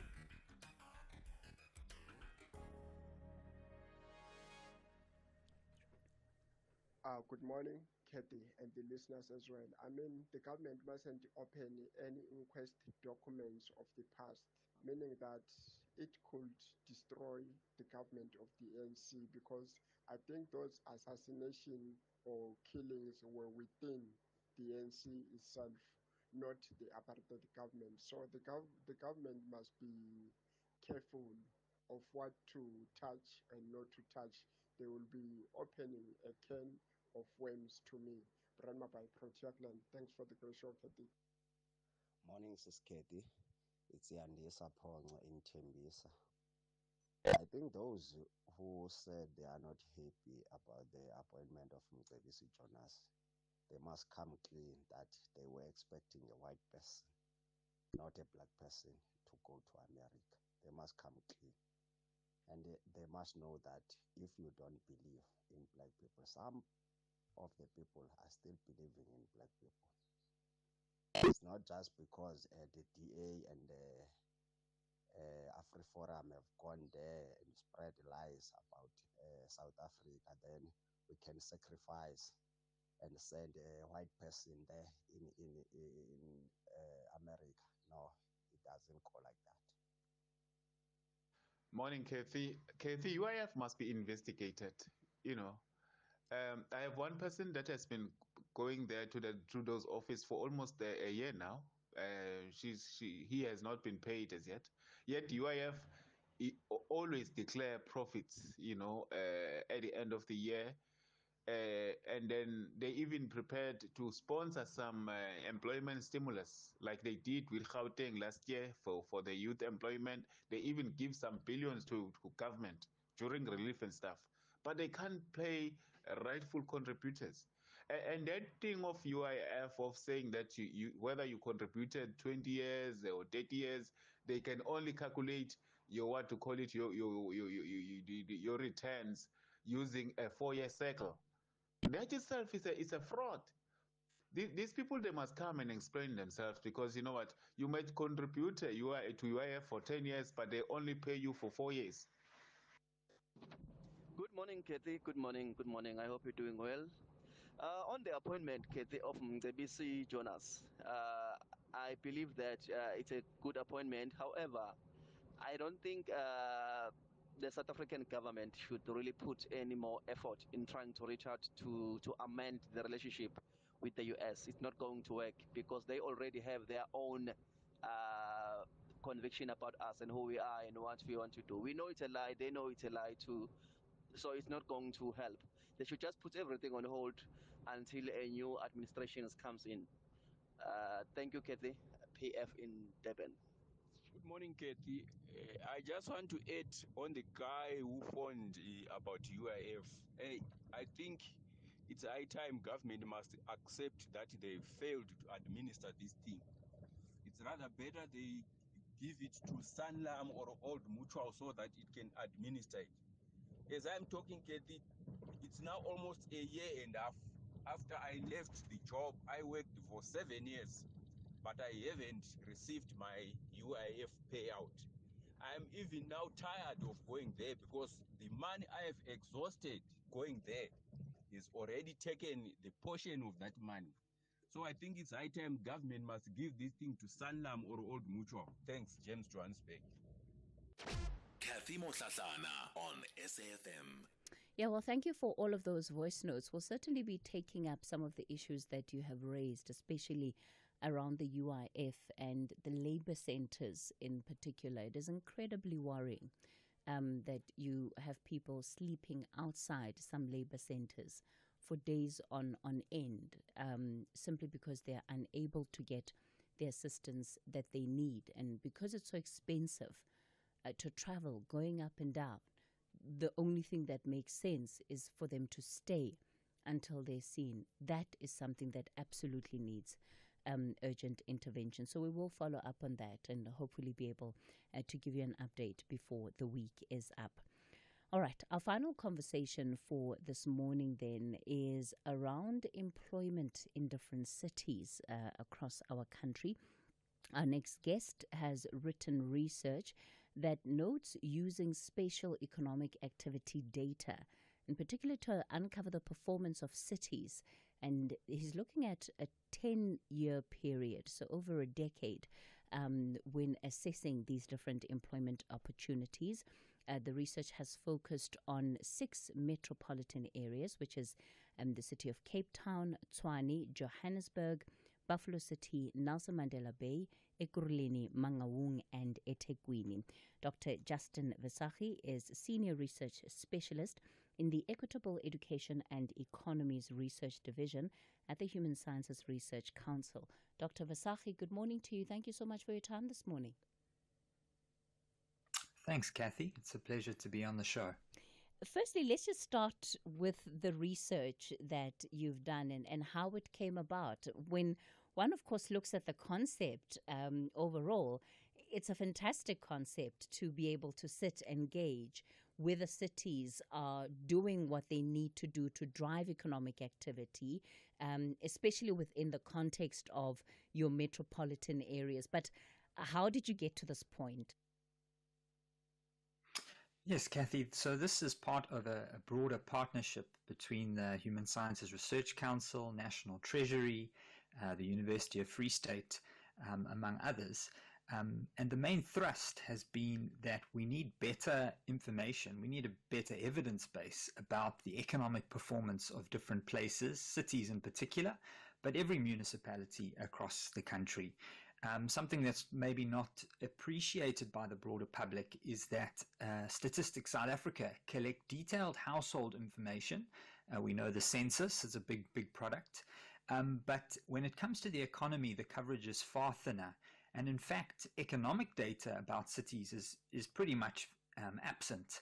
So this project has been looking at new sources of information. In particular, we mine tax records. So you can imagine all the tax filing that gets done can provide a wealth of information if you spatialize it. And essentially, this is what we've been doing, to spatialize the data and create what we call a spatial tax panel, which can then actually be used to track what's going on in the country. And I'll just say also to the listeners out there that the type of economic investment, growth, etc., that happens is very localized. You know, the sorts of activities happening in a rural farming town are very different to a big metro. So I think it really helps us to be moving from the abstract to be thinking more concretely about what's happening in particular places and communities, because growth is fundamentally linked to space and geography.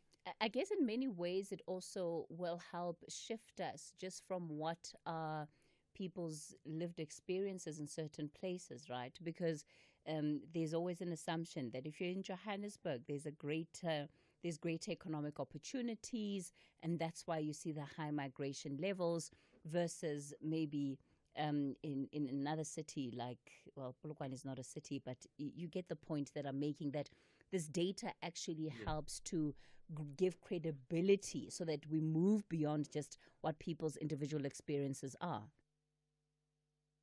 Definitely.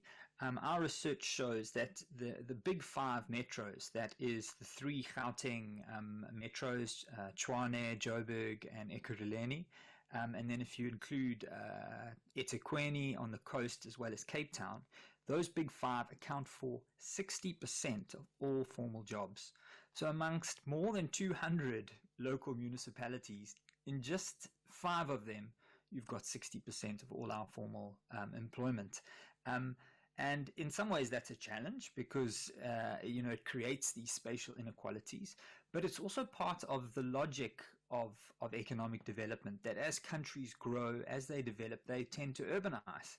And that also creates opportunities because, if our cities are managed well, they can be engines of growth which have spillovers for the rest of the country. So thinking carefully about the way in which our employment is shaped across different places and spaces, I think is really fundamental and foundational.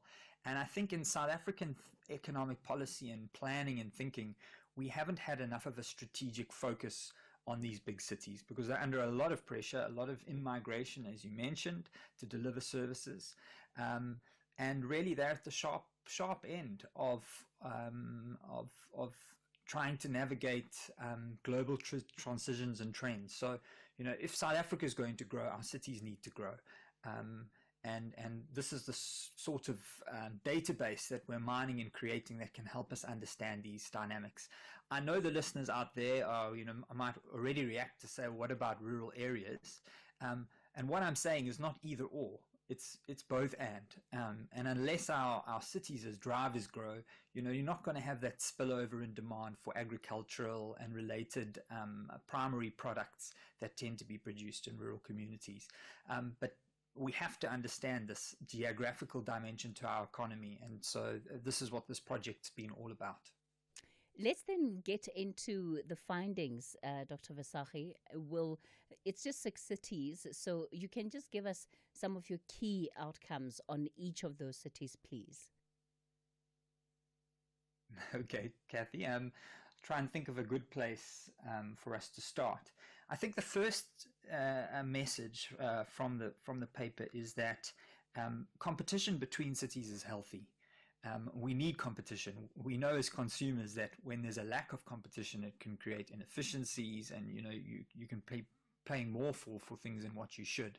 And when we think about different cities, the principle's no different. But we also need to understand that cities can play different roles. So while they do and they need to compete with one another, they can also complement one another within a national urban system. And one thing that we find by using much more granular data that we've compiled from the tax records is that you can see the different specializations taking place. So Johannesburg, for instance, can be characterized as a financial services center. We know the big banks are all based in Johannesburg, home to the JSE, and you can see that in the employment data. A lot of also headquarters into the rest of Africa, so some sort of management services, ICT also emerges when you look at it at Johannesburg. You contrast that with a place like Tshwane. Now, Tshwane is home to national government, and so what you find is Tshwane is actually pretty resilient as an economy. During the period of decline in COVID in 2020, Tshwane was one of the metros that was least impacted, and that's because of the nature of government services tend to be fairly resilient. Related to that, Tshwane though also has some high-end professional services. We can think of the headquarters of some of the science councils, CSIR, HSRC, where I'm from, UNISA, the biggest university in the country. So it also has some expertise there. And I can carry on going and characterizing our different nodes. You can think of a place like Nelson Mandela Bay Metro, for instance, and that emerges as an automotive hub. So these different metros have different roles to play, and they fit together within a national urban system. And I think it's really important for us to think carefully about how these different places can reach their potential, because when all our cities are firing on all cylinders, then we'll see the national economy grow. But if only one of our cities is doing well, invariably it's going to sort of hinder what can happen nationally. So yeah, it was very interesting in the paper to see and to get a stronger sense of what in economic lingo, what the competitive or the comparative advantage of our different cities are, and how we can build that into our planning. Justin, if I know our listeners even by a small margin, I know that they're listening out for the characterization of the other three metros. They'll want to know what came out in terms of Buffalo City, of Mangaung, of eThekwini. So we're going to take a quick break, and then we'll continue just getting Justin's insights. Night Talk with Oliver Dixon. When leaders need to account, we call on them. When society needs to debate, reflect, and advance, we're here to have the conversation. Join me, Oliver Dixon, on Night Talk every Monday to Thursday from 10 to 12 midnight. Pressure keeps mounting, and the thirst for maximum points has drastically increased. FC Union Berlin and VfB Stuttgart are in a tense battle for victory. This is the Bundesliga. Football as it's meant to be. Do not miss out on FC Union Berlin versus VfB Stuttgart on Saturday, 19 April at 6:30 p.m. Streaming live on SABC Plus and SABC Sport on DTT Channel 4. Proudly brought to you by SABC Sport. For the love of the game.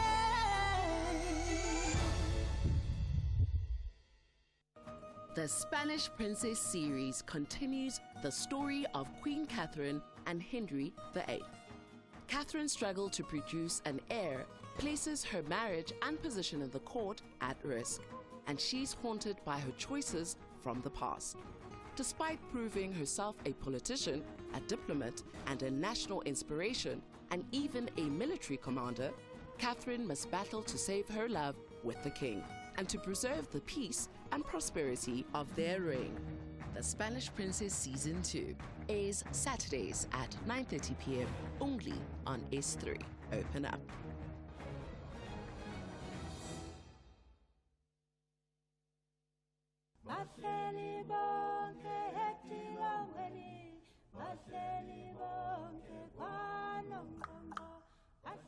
April is Freedom Month, a month to reflect, celebrate, and move forward. SAFM is bringing you powerful stories, insightful debates, and voices that shape our nation. Stay tuned to SAFM, where freedom, history, and the future meet. SAFM, leading the conversations that move us.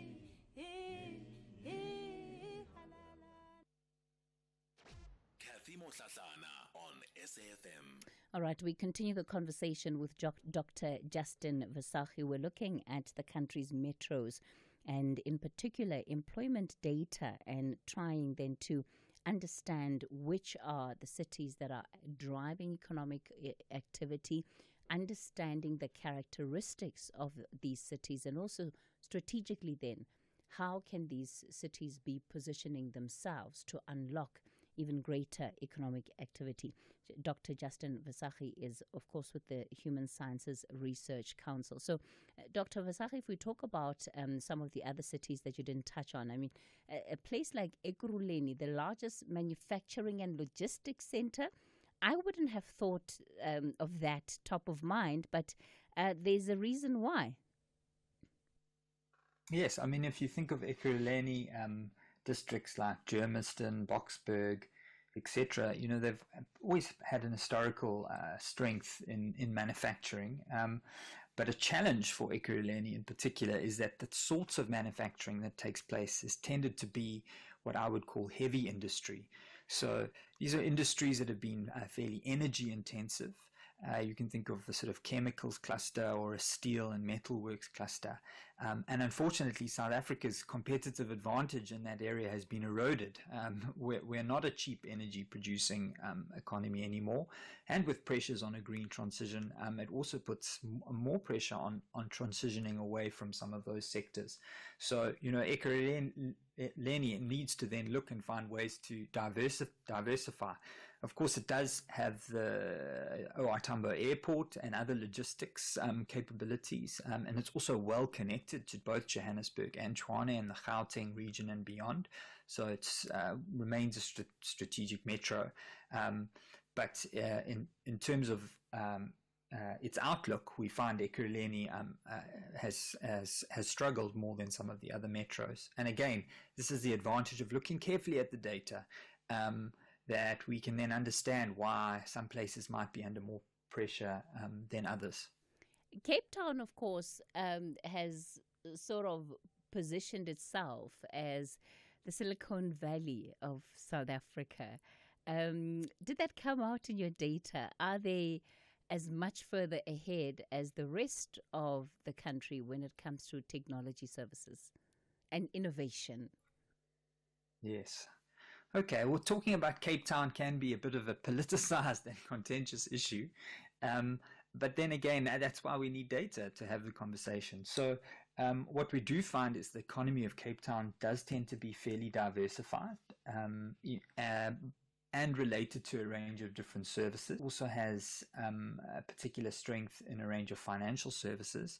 But also in retail, you think of many of the big corporates such as ShopRite, Pick n Pay, Woolworths, Foschini, amongst others, all have their headquarters in Cape Town. And you also add on to that some specialized tourism services, where I think Cape Town also has a particular strength.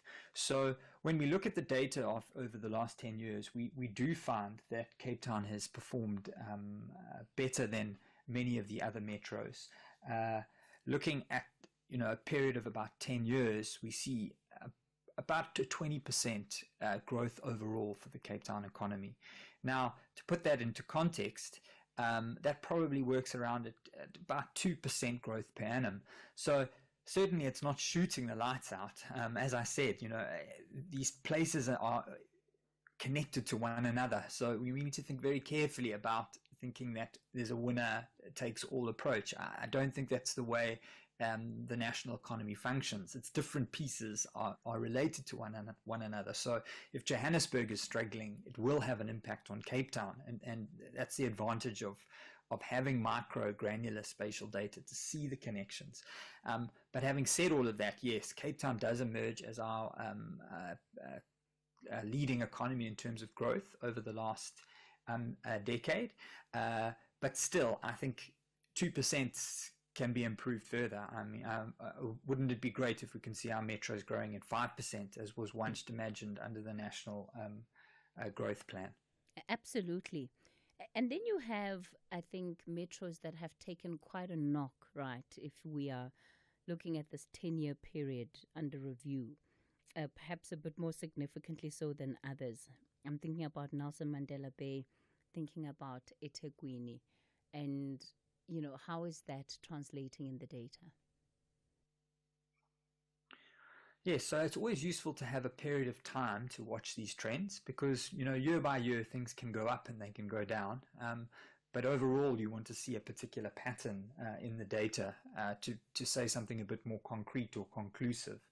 I think one of the biggest concerns that we see is actually the lackluster performance of Johannesburg. It's always been our biggest city and has often been seen as the headquarters of many of our big leading firms, also seen as a gateway into the rest of Africa, etc. And yet when you look at the growth of Johannesburg, I think it's about up until 2020, just as COVID hit, it was only about 5% growth over a sort of 6 to 7 year period.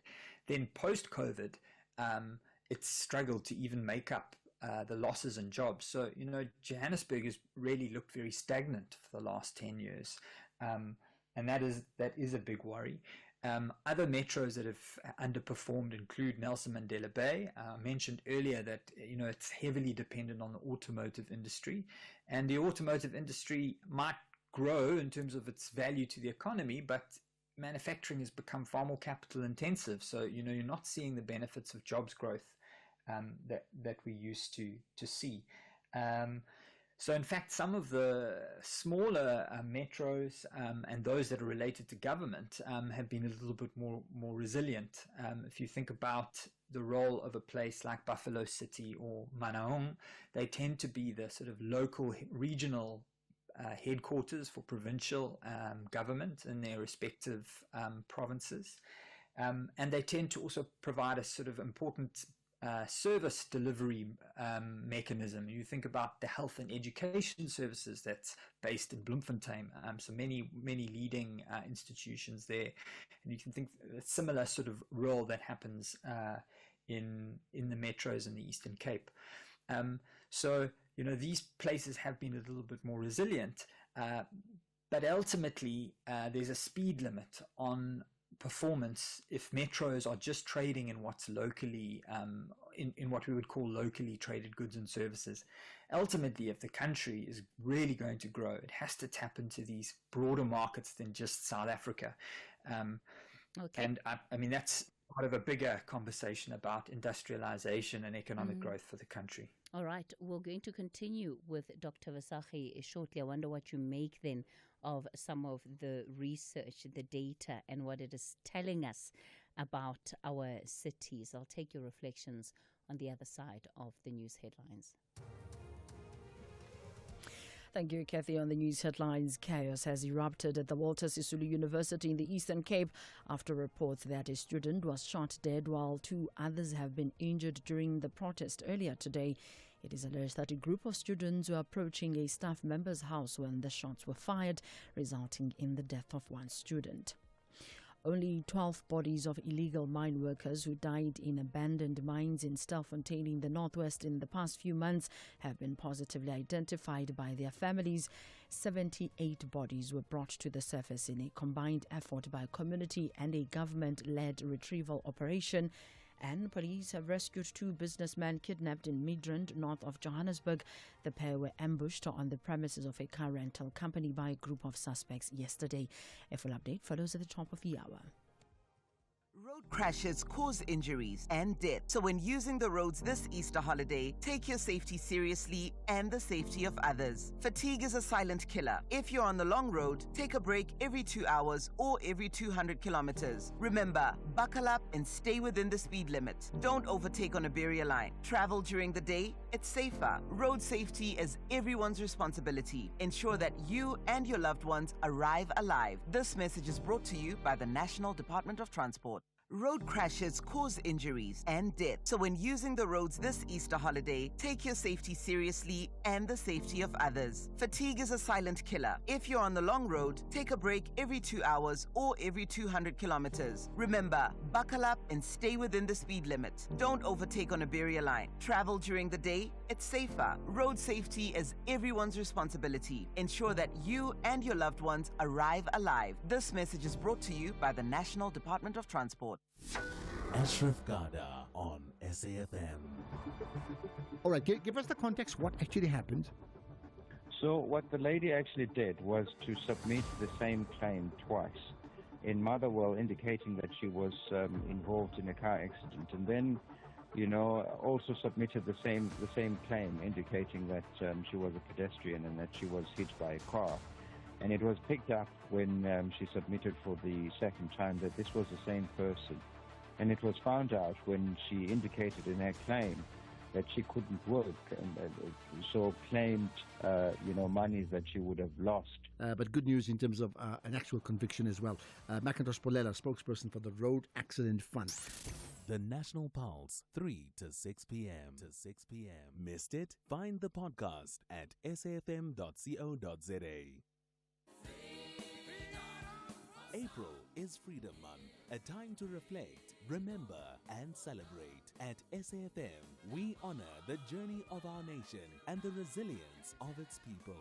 United in the defense of our freedom and democracy, we salute every voice that keeps the spirit of liberation alive. Stay tuned to SAFM, where the nation comes together. SAFM, leading the conversations that move us. Cathy Mohlahlana on SAFM. We continue the conversation on the talking point. We're looking at employment across South Africa and what that looks like, particularly in the metropolitan areas, at least 6 of them that have been part of this research compiled by Dr. Justin Visagie, who is with the Human Sciences Research Council. So Dr. Visagie, and of course, he worked alongside Ivan Turok in this particular research.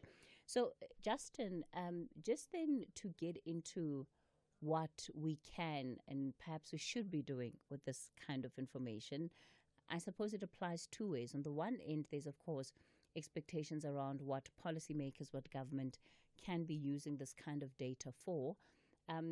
But perhaps let's start with ordinary people. How do you think that people can be applying this information and how it can be informing perhaps the decisions that they're taking on a day-to-day basis about where to live, where to work?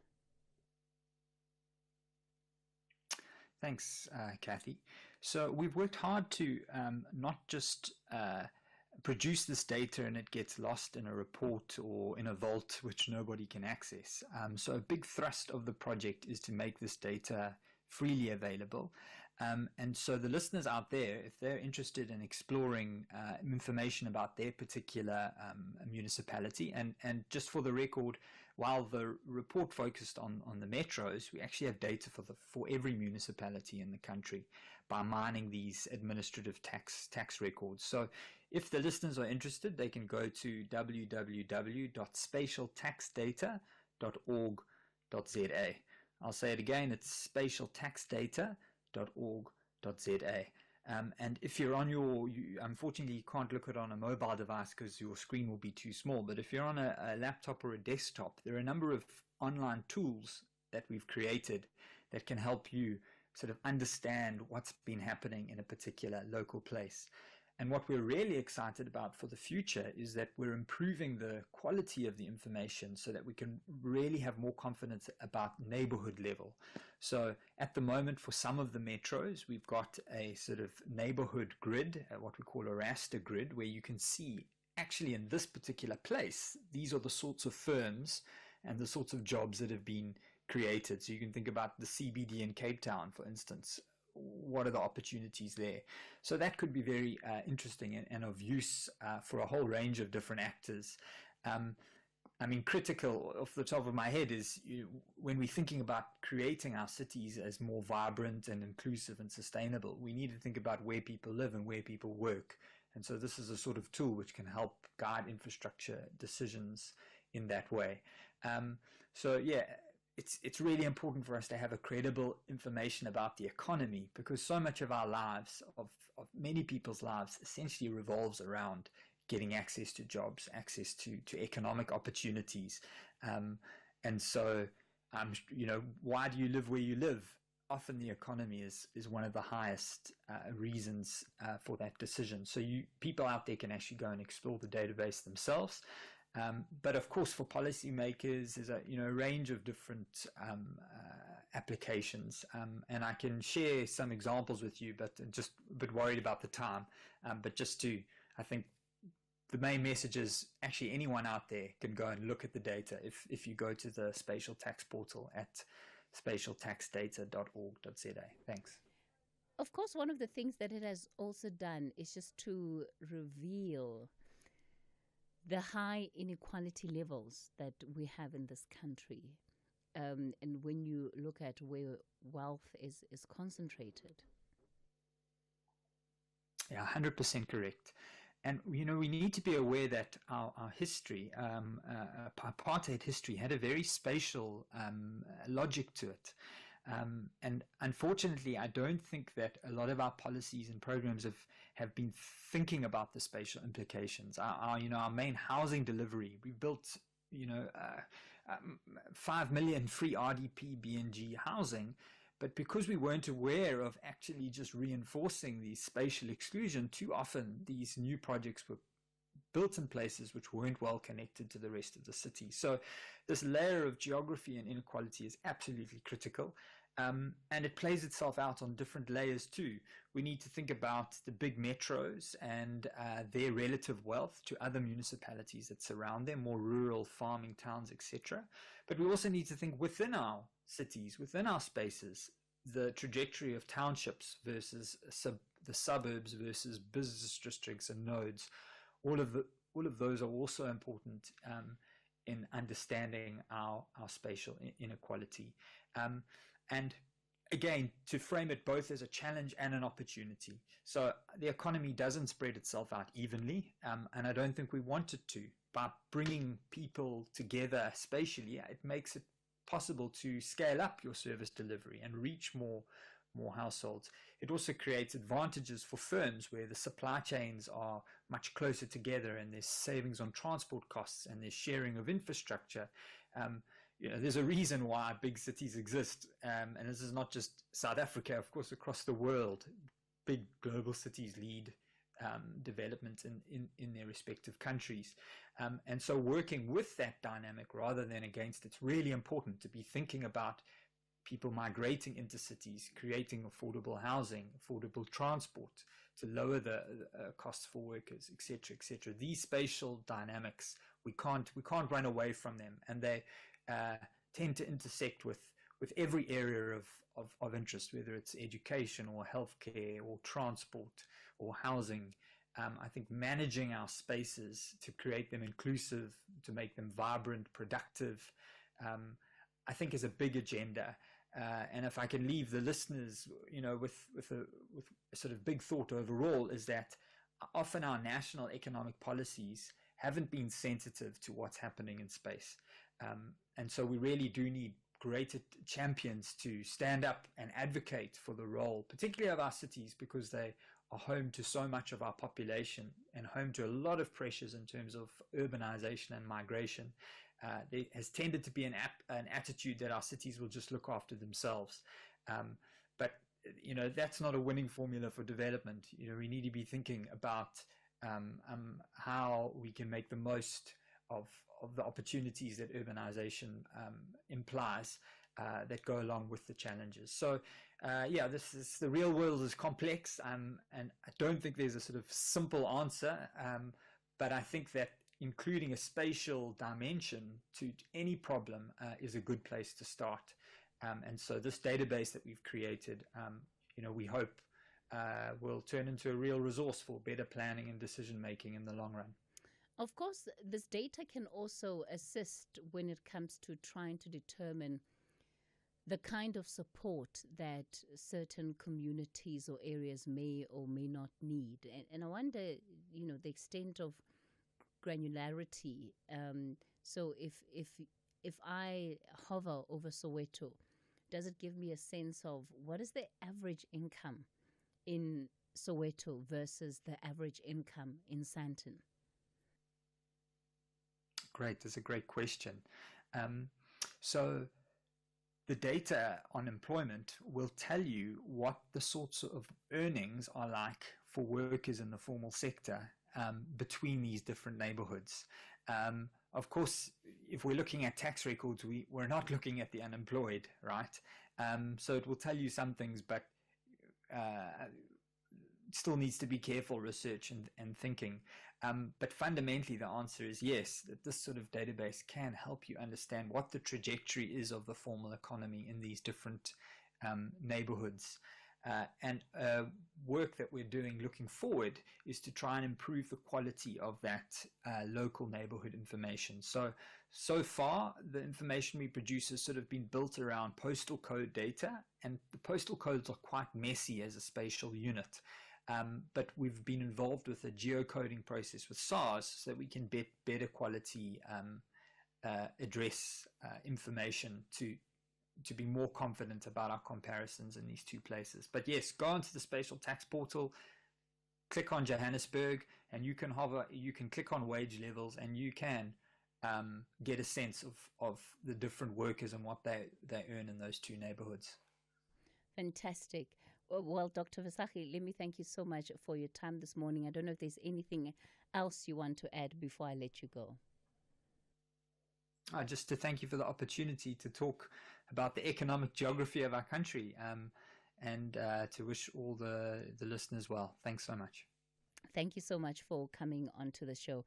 That is Dr. Justin Visagie, Senior Research Specialist in the Equitable Education and Economies Research Division of the Human Sciences Research Council. So there you have it then. The website is www.spatialdata.org.za. So www.spatial, SPATIAL, data.org.za. And I think that, just go.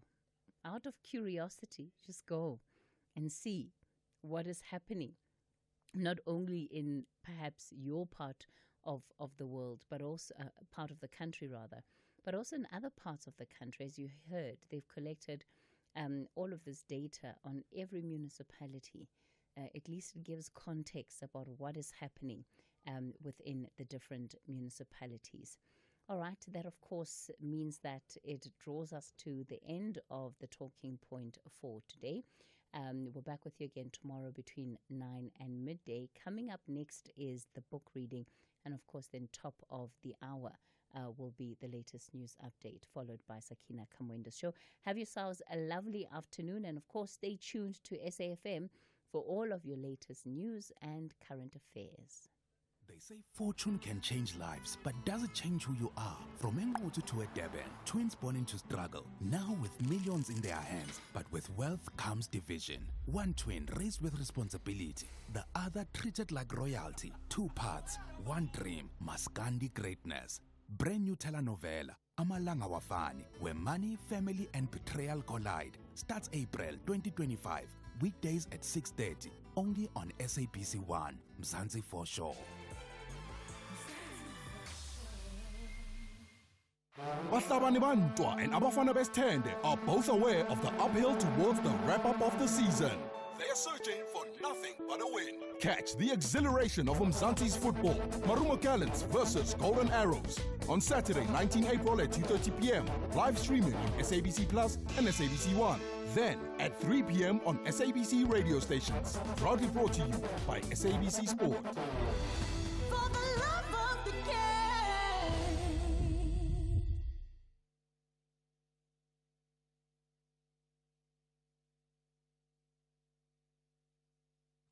Book reading.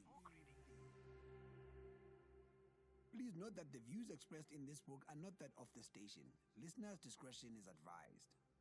SFM presents another episode of the book The Thing with Zola by Zibu Sitole, read by Lerato Mvelase.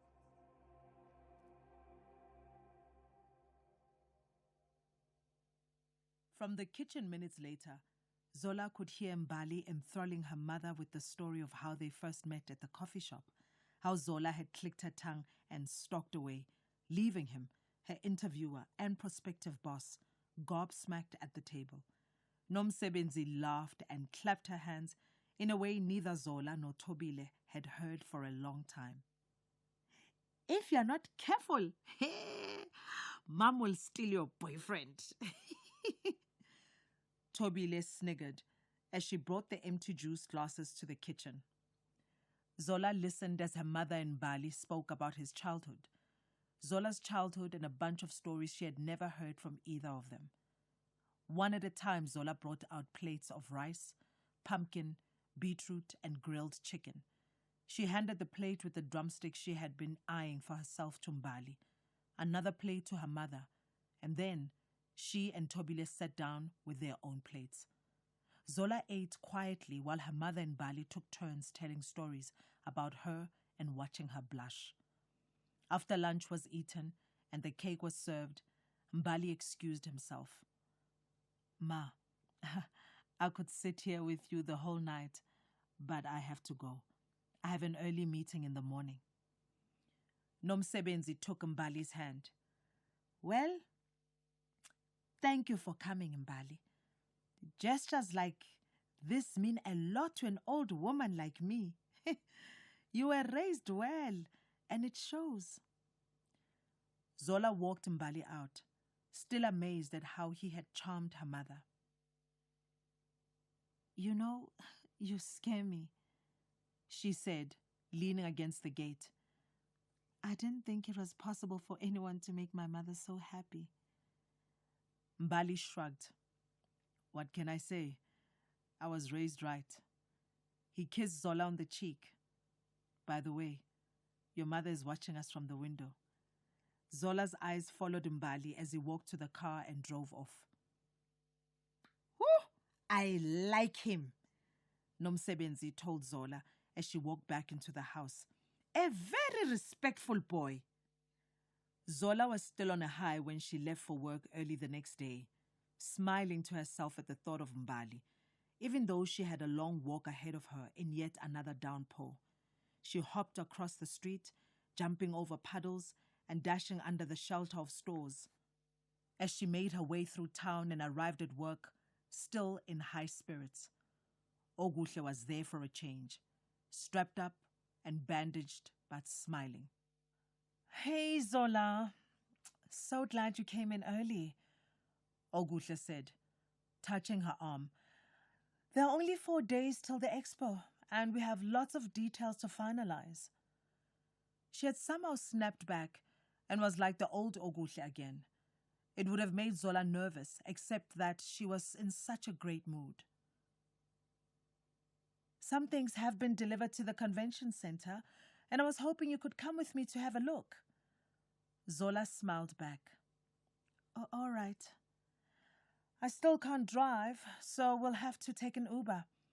I think we'll end up spending the day there, and then I'm going to head straight home, so maybe bring your stuff with you. It was still pouring outside when they left for the expo center. Sitting thigh to thigh in the back of the Uber, and it continued to rain throughout the day. At the venue, the first thing they had to do was to check the setup at the entrance. It was decorated African style, with proteas and sunflowers, animal hides and beads. A lot of the decorations they had been expecting hadn't arrived, but still, it was breathtaking. Wow, this really is beautiful. It looks better than I imagined, Zola gushed.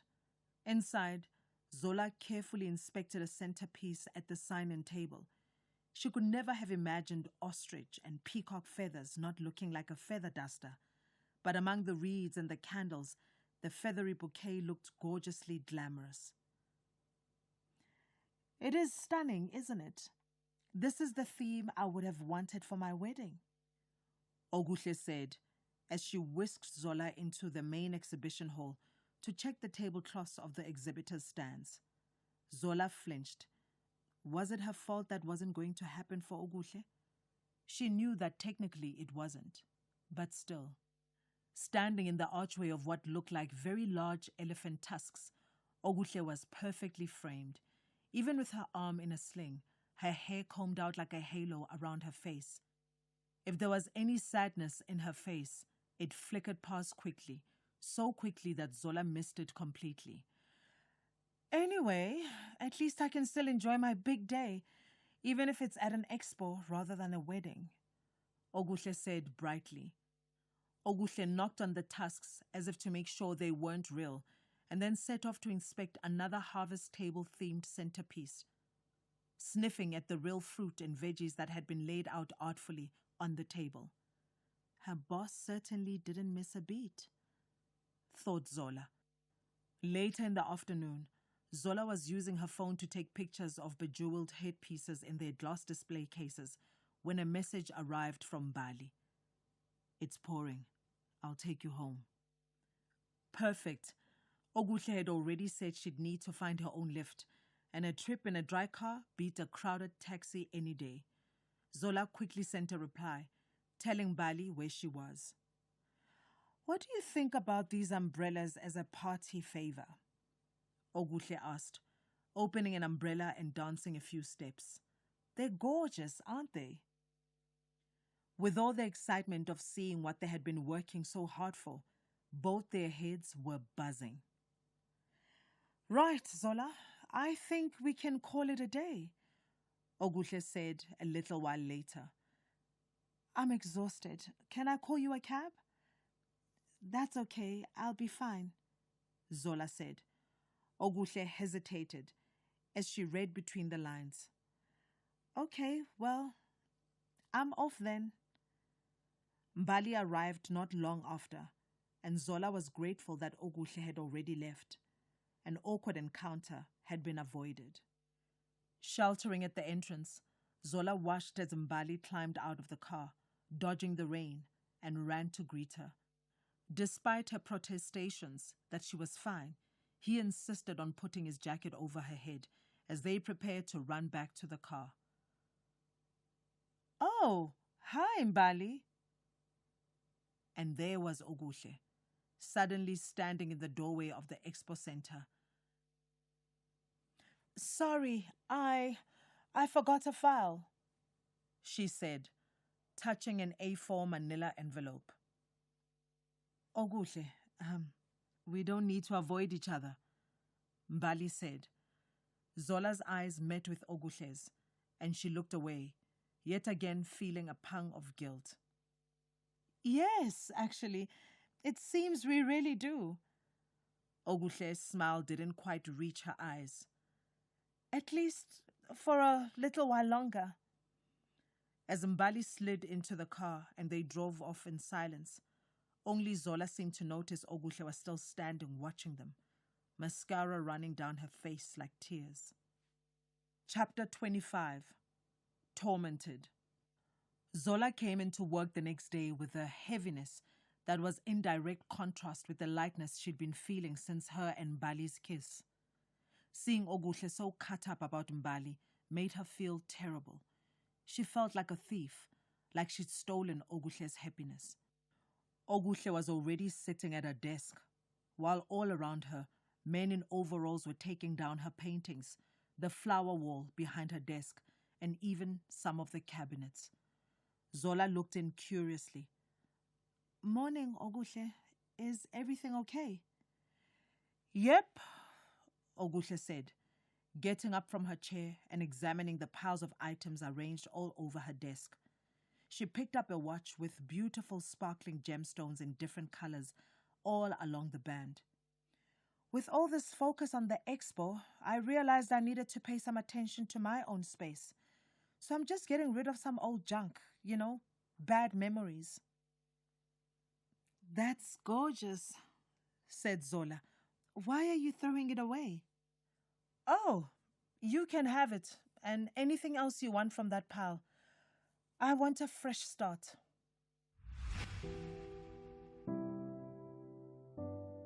That was another episode of the book The Thing with Zola, written by Zibu Sitole, read by Lerato Mvelase. The book is available online at www.penmacmillan.co.za and in all leading bookstores countrywide. It is broadcast on SAFM at 11:45 Monday to Thursdays on The Talking Point. It is produced for the station by Vovi Patala, read by Lerato Mvelase. Technical production, Wiseman Manmele, Nanda Koza, and Tato Mapuruma.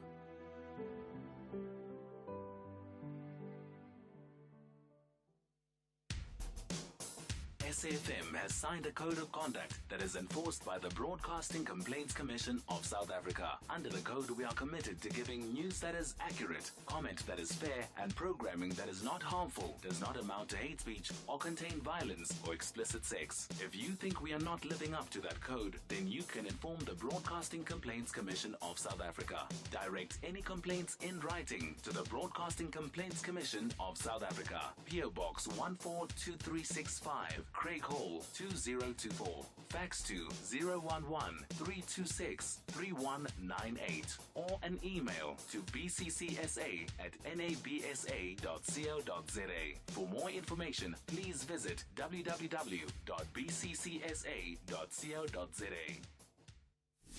Ashraf Garda on SAFM. All right, give us the context. What actually happened? So what the lady actually did was to submit the same claim twice in Motherwell, indicating that she was involved in a car accident, and then, also submitted the same claim, indicating that she was a pedestrian and that she was hit by a car. And it was picked up when she submitted for the second time that this was the same person.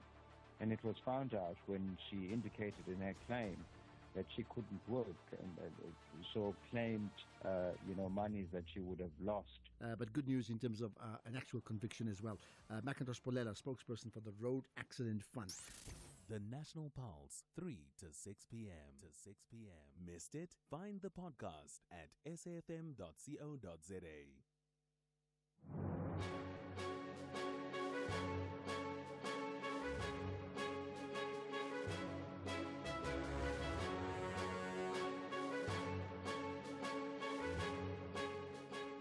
It's 12 o'clock on Tuesday, the 15th of April, 2025. A very warm welcome to Updated Noon here on SAFM. Leading the conversation, I'm Sakina Kamwendo. Coming up in the next hour. The residence manager took a decision by shooting three students actually. Unfortunately, one of our students has passed away and is no more with us. A student has reportedly been shot and killed and 2 others injured during protests at the Walter Sisulu University's Mthatha campus. And President Cyril Ramaphosa is in the Eastern Cape on an oversight visit. Coming up in sport. Stellies could move up to 3rd in the Premiership. There's Champions League football, and I've roped in a supercomputer to try and work things out. A supercomputer? Yeah. What is it that you needed to do? You'll tell us later. John Gericke with more sports news later on in the show. In the meantime, let us know what's on your mind. Share your views with us, 41391. That's our SMS line number. You may also write to us via X at SABC News _radio. Or you can send us a WhatsApp voice note on 082-692-3909.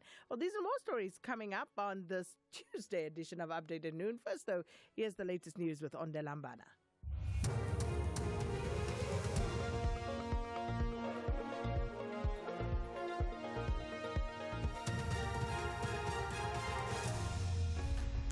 Thank you, Sakina. On the top stories, violent protest erupts at Walter Sisulu University and only 12 bodies of illegal Stelfontein miners identified. For SAFM News, I am Ondelambana, and a very good day. Chaos has erupted at the Walter Sisulu University in the Eastern Cape after reports that a student was shot dead while 2 others have been injured during the protest this morning. It is alleged that a group of students were approaching a staff member's house when shots were fired, resulting in the death of 1 student. Students are up in arms and have reportedly burnt a vehicle belonging to a staff member. Fundiswa Mhlekude reports. What we have been told is that there was a student protest in the early hours of this morning. The students were complaining and protesting against the policies of the residence manager. That's when one of the students was allegedly shot and killed at the spot, and 2 others were injured. So the students now are here. They are very angry, and they want everybody who is inside here not to go outside. Only 12